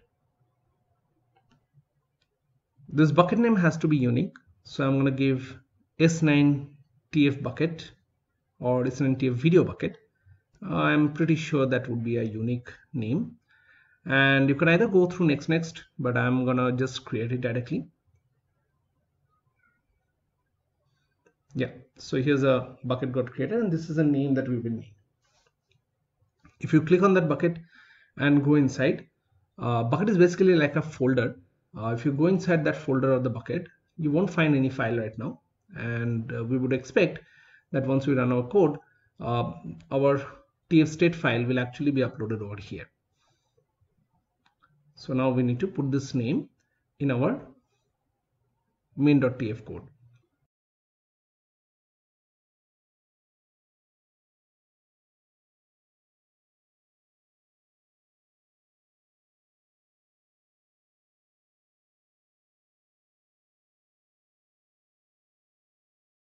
All right, so I've updated the bucket section. So backend S3, we have maintained the bucket section. Now we can go ahead and run the code. You might face an error like this, and the reason you might face an error like this is because your provider configuration is all inside the code, and for managing the S3 backend you actually need environmental variable level setting, or basically having them on the .aws folder of your user account. Unless you have it either on the environmental variables or in the .aws folder of your user account from where you're running the Terraform code, as a file called credentials, unless you have it like that, this S3 backend does not work. So we need to now create a folder called .aws, which is basically a hidden folder. In the dot prefix signifies that it is a hidden folder named AWS. So .aws folder we have to create in this particular user's home directory, and then inside that we have to create a file called credentials, in which we have to provide the access key and secret key. And once we do that, then doing a Terraform init would actually result into getting the AWS provider initialized. So let's look at how do we do that.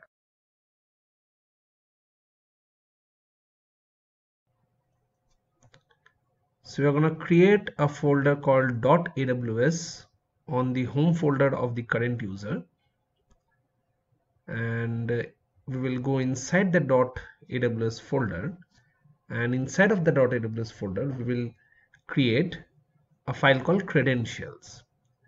Inside the credentials we'll put the AWS access key and secret key. There is a certain syntax in which you have to put it, and you have to first of all also gather those access key and secret key. We have them already written in our main.tf. We're going to copy it from there and put it back into that particular file called credentials. So there is a bit of back and forth.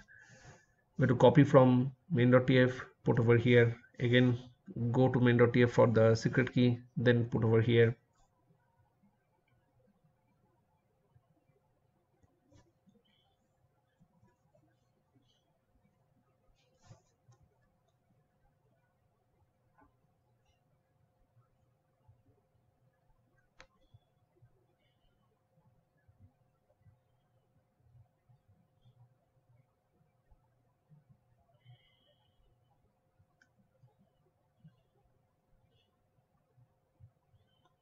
You need to put these values within double quotes for both access key and secret key.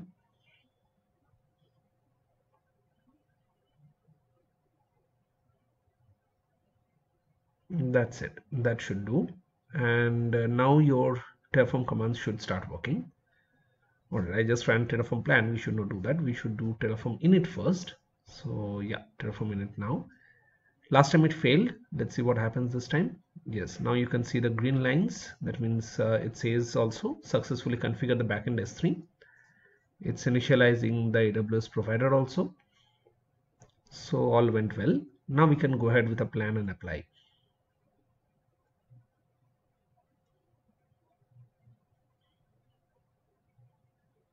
So Terraform plan now, and let's see what happens with it. As you can see, there is a certain amount of delay in the execution of plan. You'll see that in case of apply, you'll see that in case of Terraform show as well, because we're using a remote state file. So all the state related information are always going to get saved onto the remote S3, and obviously there is a certain amount of delay because there is a communication happening between the local system and the remote system of S3, and the continuous update in the files or creation of the files, all of those things are happening at the backend. At the end of this run, you will see that locally in this folder there is no typical tf-state file, and instead that file gets created on the AWS S3. So we'll log in into the AWS S3 and see that. For now, let's wait for the Terraform apply command to finish.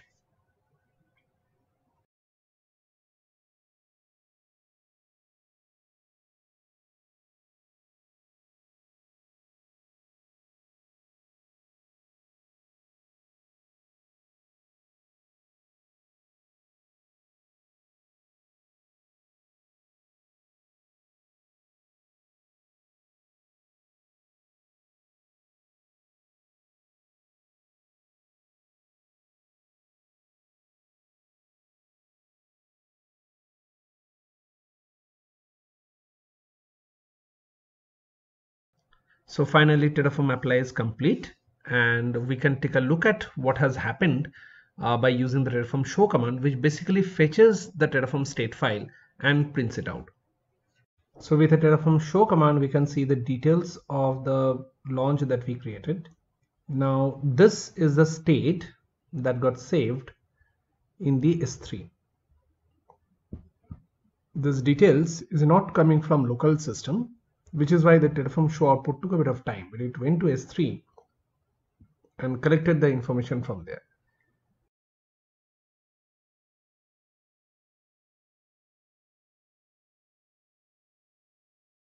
Now if you go to the S3 bucket, earlier it was not having any file.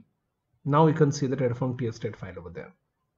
If you open this up, there is an open button on this file page. You can see the same information that you could see in the Terraform Show output. You can see the variables and the values are exactly same. So basically this is the source code that is on the S3, the tstate file, that has the whole value written in a JSON kind of a language, what you have here on local system is the Terraform Show output, which has it printed in a certain format. So now as you can see, if you are working on the workstation 1, when we launch the VM, that tstate file got uploaded to S3. So now if somebody from the workstation 2 wants to work on it, they can do it by downloading the file from S3, and then that workstation 2 person can again write a piece of code that will make use of that tstate file to idempotently manage the VM on the remote cloud. So with that, we finish off this chapter about using remote state by leveraging AWS S3 storage from within Terraform code by setting the backend of Terraform to be on S3.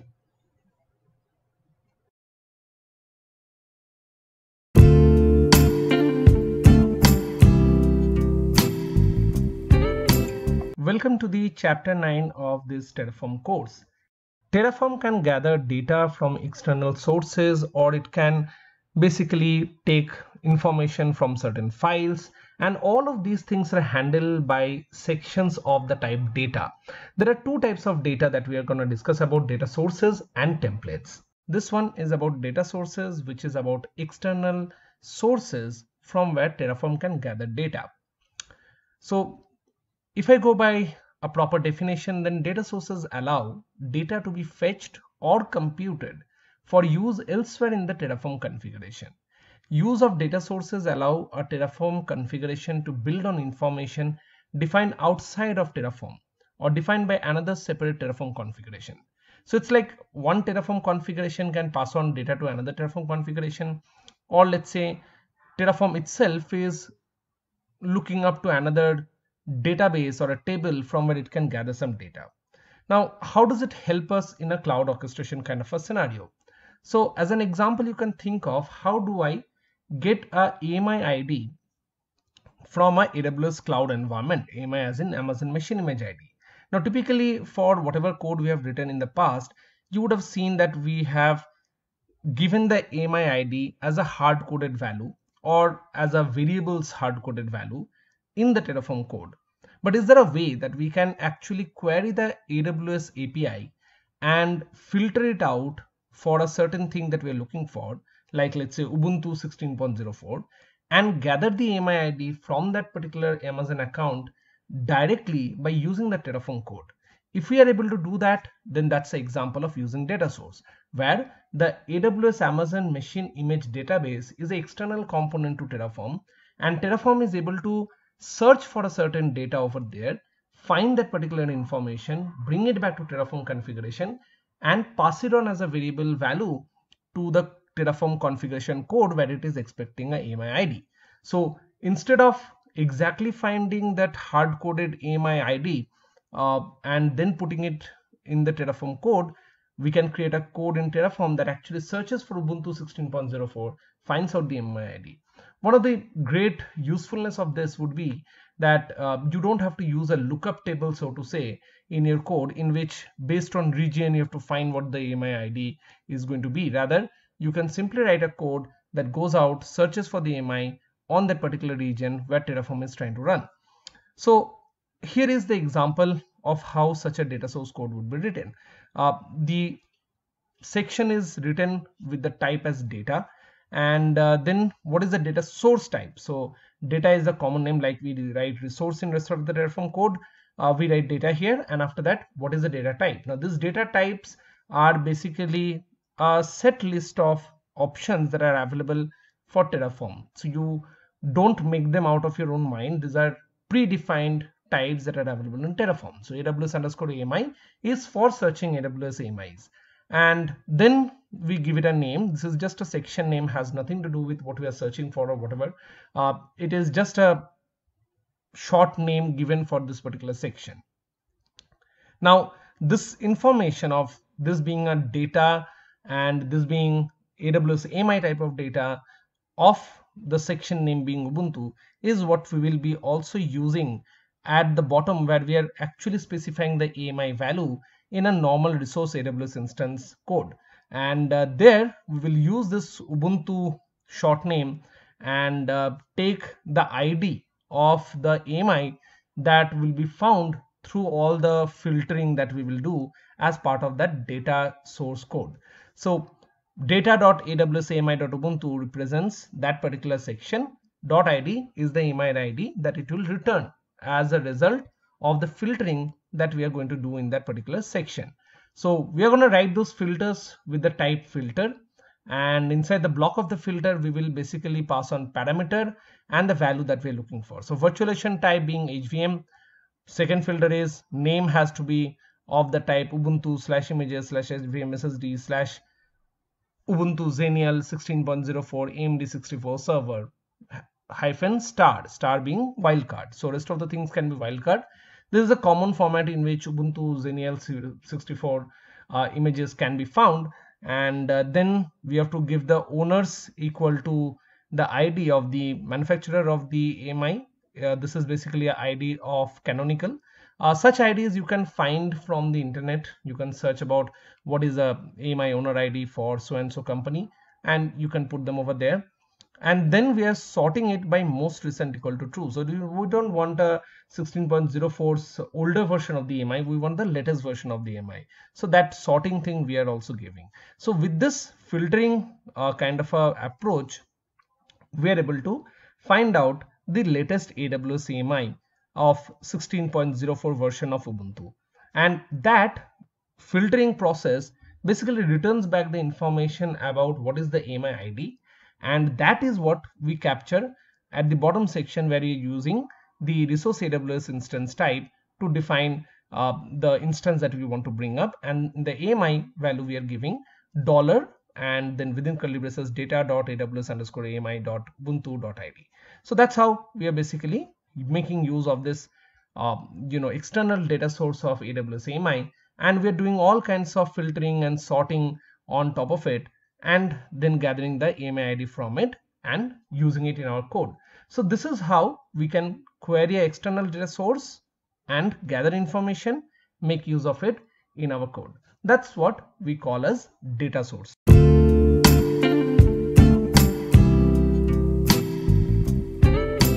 Let's talk about the Terraform templates. So Terraform templates can help you create configuration files on the remote machine, wherein you can put the content of that remote configuration file on basis of certain dynamic variables that you can gather from the rest of the code of Terraform. So normally a Terraform can execute shell script on the remote machine using remote exec, and it can create files, etc. But if you want to put a content that needs to be highly variabilized and has to use variables from Terraform's variables, then you need something called templates. We will take a look at how it is used. The Terraform provider can help with creating customized configuration files on the remote system, in which you can pass on variables from Terraform resource attributes, such as, let's say, public IP address. It can be used to create generic templates or cloud init configurations, which is very useful use case. So you can pass on commands in AWS into something known as user data of a particular instance. so that the instance, when it starts from the first time, it looks at the user data and runs those commands from the user data section. If you want to pass user data that depends on other information in Terraform, such as some other instance getting launched in Terraform, or some other security group getting launched in Terraform, and you need to pass on that information through this particular configuration file or through this particular user data command set, then that's where you need to use the provider templates. Typically, you don't need to follow any specific type of a folder structure. The template files typically are created with a .tpl extension. You can keep them next to the main.tf, but I would suggest that you create a folder called templates next to main.tf and put all your .tpl files over there. Now we're going to look into how to write a main.tf that uses a .tpl file, and then we're going to look at how the .tpl file itself would look like. So here is an example of a main.tf file that makes use of the template feature. What you can see here is that it has a normal instance launch code of Terraform that launches a certain instance, which inside Terraform we would refer as web, and then the private IP of this one can be obtained after the launch by having this particular variable, which is AWS _ instance .web .private _ IP. Private _ IP is a typical Terraform instance parameter that, even if you don't define, once the VM gets launched, will already be defined, and you can see it in the Terraform Show output. So that value is being captured here and is being put into a variable called myIP, which is written under a var section, which is itself written under a template file section, template _ file section, which is of the type data. So data type is template file, and internally within this particular code we are going to call this section as my-template, inside which we are going to say template equal to and give the file path to the .tpl file. The .tpl file here is kept under templates directory, which is next to the main.tf. So the path is template/init.tpl. And that path is written within a file function, which starts with file, and then within parentheses you put the file path in double quotes, and the whole file function's output is put into a double curly braces prefixed with a $sign to gather that value out of that file function, and that value is then assigned to the template variable over here, stating that this template has to be called for gathering the data. And in that we are going to pass on the myIP, which is basically the private IP of the AWS instance that we're launching. Okay, so now let's take a look at what exactly is this init.tpl having inside the templates folder. So the init.tpl would have these two lines only, which is echo hello world from $myIP written into myAppInfo.html in the var www.html directory. This is one command, and before that there is a generic shebang bin bash command, which is a standard way of writing a shell script.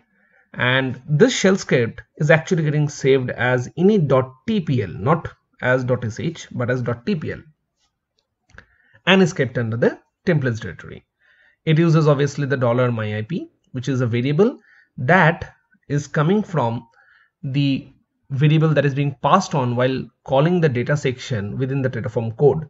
The $myIP is actually holding the information about the private IP of the instance that is getting launched, and the overall word therefore would be like hello world from some private IP like 10.2.0.15, which will be written into var www.html/myAppInfo.html. You can also change it to index.html. In that case, it will basically run from the root of a website. Otherwise, root of a website /myAppInfo.html is the way you can write it. So yes, so if you want to show that particular information on the root of a website, like let's say your domain name is example.com and you want to show it on the example.com itself, the moment example.com opens up, it should say like hello world from 10.02.15. then you have to change the path to index.html. And that's what essentially the template file is going to have. What we want is during the launch process of a AWS instance, this command should be called, and the home directory of the Apache would be changed into, let's say, this information that says hello world from 10.0 2.15. Now this is the example main.tf again, and in that you can see that this template file data section is actually having the data mentioned as the initial type, then which type of data, that is template underscore file, and then finally name of the section my-template. That is actually also being used at the bottom, you can see, in the user data parameter of resource AWS instance. So whatever you pass on into the user data parameter of AWS instance type resource in Terraform is what gets published to the AWS user data for a particular VM launch. So data.template underscore file dot my template is referring to that data section that is above, and then you have to write dot rendered, which will mean that whatever is the string output that came from that particular data code is what will be taken over here, and as a variable would be passed on to the user data, so that at the time of launch that command gets passed on to the user data of the Terraform launched instance. So here in this case what will happen, it will basically pass on that command that we just saw in the init.tpl, where my IP gets replaced with the private IP address of that particular VM because we have passed it on in the data section. This portion of the code is what will go to the user data, and then what will happen? Then let's say this is the cloud environment. On the cloud environment, the Terraform command launches the virtual machine. The virtual machine gets IP from the cloud, and it gets stored in the Terraform code as $myIP. Then the user data section of the launch process starts. AWS boot process has this user data execution section.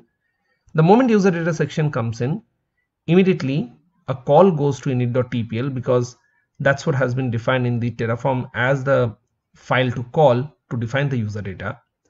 And from there it gathers the information that $myIP has to be used within a string inside var www.html index.html, and accordingly the web page is set to say hello world from 10.2.0.15. That's what essentially happens when you use templates, and this is a very useful example of how you can use templates to define, let's say, a home page of a website based on the various values that Terraform provides you during the launch process. So that's Terraform templates for you.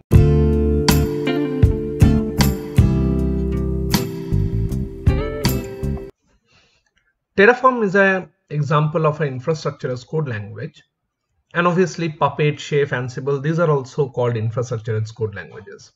What is the relationship or interdependency, or what is the workflow between the Terraform kind of infrastructure as code, which is responsible for cloud orchestration, vis-a-vis the infrastructure as code kind of technologies which are responsible for configuration management, is a very important concept to understand.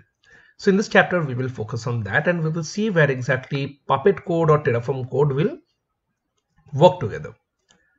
Now, first of all, you need to understand this concept of the configuration management in context of this new kind of automation that we are talking about. We call this as desired state configuration automation, and it's important that you understand it. So let's say here is a system administrator, and he has been given a task that he has to create a local user on a server called server 03. Now, what that person is going to do in a desired state configuration automation world, he is basically going to write a particular code, and in this case we are talking about, let's say, Chef, in which we call this code as a recipe. So he's going to write this recipe in which he is going to follow the chef's own coding language to specify a user called Steve and specify that the action he wants to take is to create the user, and he also supplies the password in an encrypted format that chef can understand as a tool. So this code he's going to write as a chef recipe, and then what he's going to do is he's going to wrap this up into some kind of a format by which he can push this code to this server 03. Once the code reaches the server 03, then our automation can actually run on top of the server 03. So at that point, what happens? The server 03 would typically already have a chef software running on it. We would call it as a chef agent typically, or a puppet agent typically. The chef agent or the puppet agent would take out the code that the administrator has written in the chef recipe language from that particular package and would execute that to create the user. So this is how what will happen is that the chef agent is going to ensure whatever that administrator has wanted to do. For example, create a user with the name Steve with a certain password that the user has provided. All of those things will be done as per the instruction in that recipe language that the administrator has said. And because this was not an existing scenario, I mean, the user step really didn't exist before this, right? And when the administrator was writing this code, he was basically writing his desire that he wants a user called Steve to be created on the remote machine with so and so password. Now, because it's a desire, and for that particular server 03, it's a desired state that the administrator is defining by using a language that helps you configure the remote machine. This is known as desired state configuration automation. So what does this fit in with the cloud orchestration? So in a typical cloud environment, a Terraform kind of code is going to bring up the server. And once the server is up and running, then Terraform is going to call the Terraform remote exec, which in turn is going to call a shell script, which in turn is going to call the code like this, let's say chef recipe, which will then do the configuration. And it can first of all do the installation of the chef agent if it is not already there. Then it will download the recipe that it needs to run. It can do the download from an internet website or a localized GitHub or some kind of a place where the codes can be kept. And once the code is downloaded, execute that recipe to configure the system. Now this installation of the chef is required here because in case of Terraform, the whole server is getting created for the first time. So there is nobody who has done the installation of the chef agent from prior. So therefore, in this case, installation of the desired state configuration management system such as chef or puppet is also a required step. So once the execution of the recipe happens, let's say the execution of the recipe intended to install an application on the server, so that server will get that application, and the whole setup starting from the virtualization to the operating system configuration to the middleware configuration to the application configuration entirely can be done by calling one single Terraform code, which does both the job of launching the VM as well as calling the remote exec to launch the shell script and creating the entire configuration of the entire server. So that's where this fits in. For launching the VMs, for launching the infrastructure, Terraform is used, and for doing things on top of that launched environment, doing configurations on top of that launched environment, we use a Chef Puppet kind of configuration automation tool. Here is a code that is a Terraform code, but in the process of remote exec, you can see it is basically installing the Puppet software and then downloading a Puppet code, which is example.pp. pp is the extension for Puppet codes, and then it is applying that example.pp by using Puppet apply command. So this is exactly how you would be putting a Puppet code inside a Terraform code and make one single code of Terraform, which upon launching would in turn call the Puppet and complete the Puppet based configuration as well, apart from just doing the orchestration of the cloud. So this is how cloud orchestration and configuration management can come together and we get to create a single code that can not only launch the VMs, but also can configure the VMs and have the entire application set up at one go.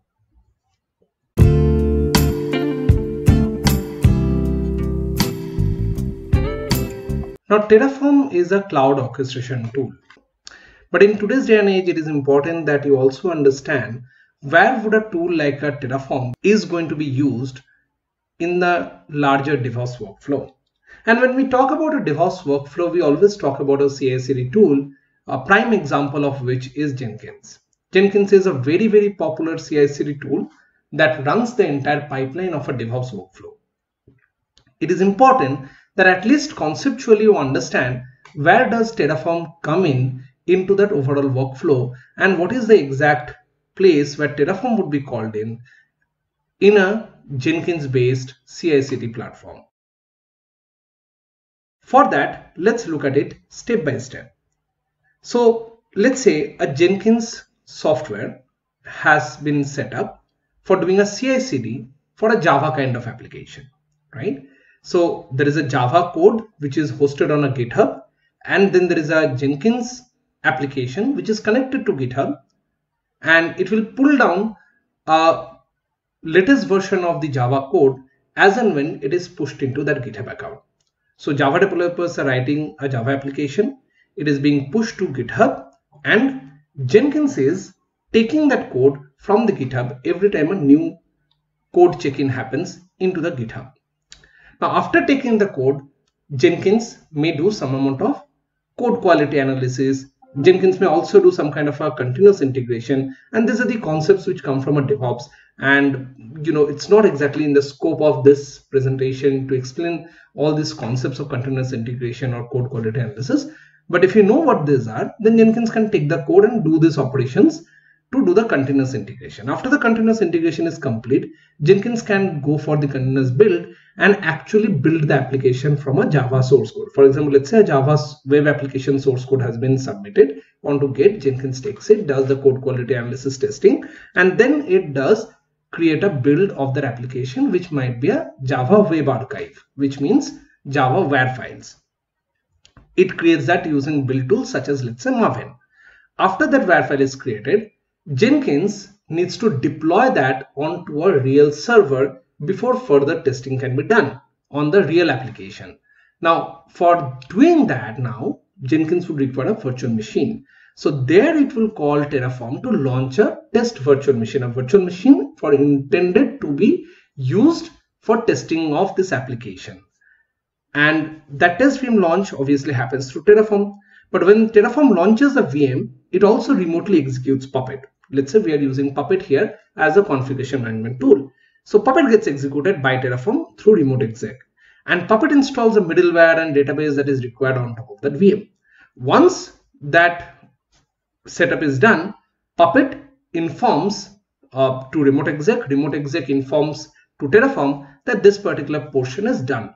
So Terraform then completes its own entire execution and collects the information that what is the DNS IP address, what is the DNS name, and what all are the other relevant information that Terraform needs to collect from the system, and prints it out in the standard output of a command prompt, or maybe by executing a local exec into a localized file.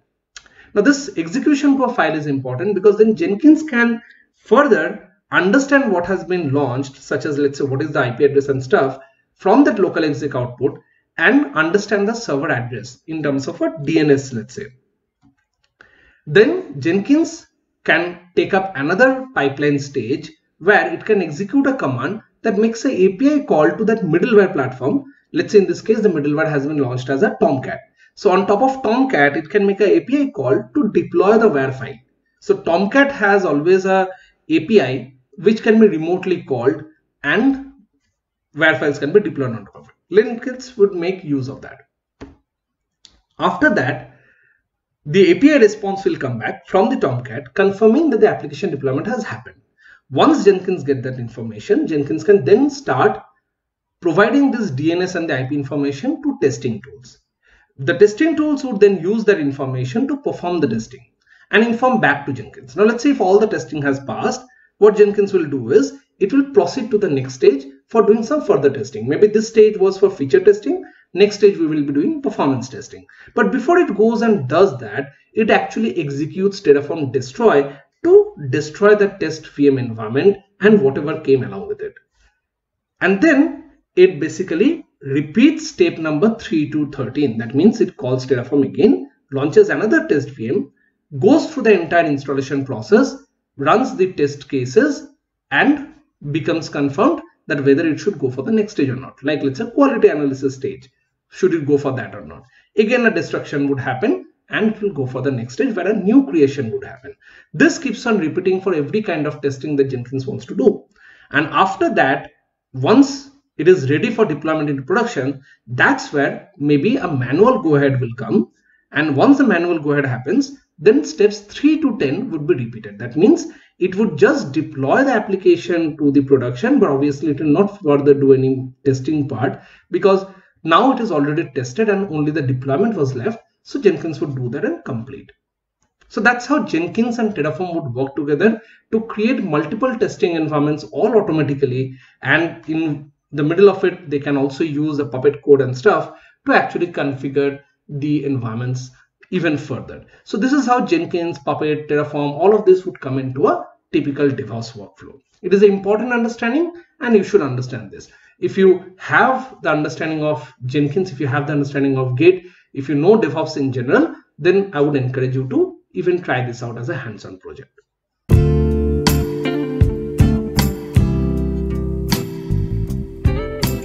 So finally, we have reached the end of this course, and thank you for being there and completing this course with me. Terraform exclusively focuses into cloud orchestration features, and it does not get into configuration automation like Puppet and Chef, which is a big reason why a lot of companies prefer Terraform, because it's a domain specialized tool. It does one thing and it does it very well. So a lot of people use Terraform and a lot of companies have gone for Terraform. Terraform also integrates well into the rest of the DevOps workflow. So many companies might have gone for DevOps, and either they would need some kind of a northbound or southbound integrations where Terraform would come into play. That means a Jenkins might need to call for a Terraform kind of a thing, or maybe a Puppet kind of a component is installed, but they're looking for something that would launch the Puppet. So all those kind of environments, all those DevOps jobs also would have a requirement for people skilled with Terraform. You should also know why to use Terraform and why not to use some of the other orchestration languages that are there in the market. One of the major benefits with Terraform is the use of the state file. Because Terraform has a state file concept, Terraform can create idempotent code for cloud orchestration, which is a great advantage, because Terraform not only implements your environment once, but it also knows your environment going forward. So every time you make a change, it knows what is there and only accordingly makes changes into those places that need the change, not executing your script again and again and removing what was done earlier and redoing things. So that's a great advantage that Terraform has, which many of the established orchestration platforms do not have. Also, it is open source and vendor agnostic. That means that for a long-term strategic vision of a company, Terraform fits in very well. As you have now learned Terraform, you can be those Terraform advocates in your existing organizations, or if you're looking for job changes, then also Terraform should be one of those technologies that makes your resume stand out. I wish you well for all your future endeavors. With that, I would sign off by thanking you for watching this video series. You can find more such courses from me and other trainers at Study9 by going to the study9.com website. So don't forget to check them out.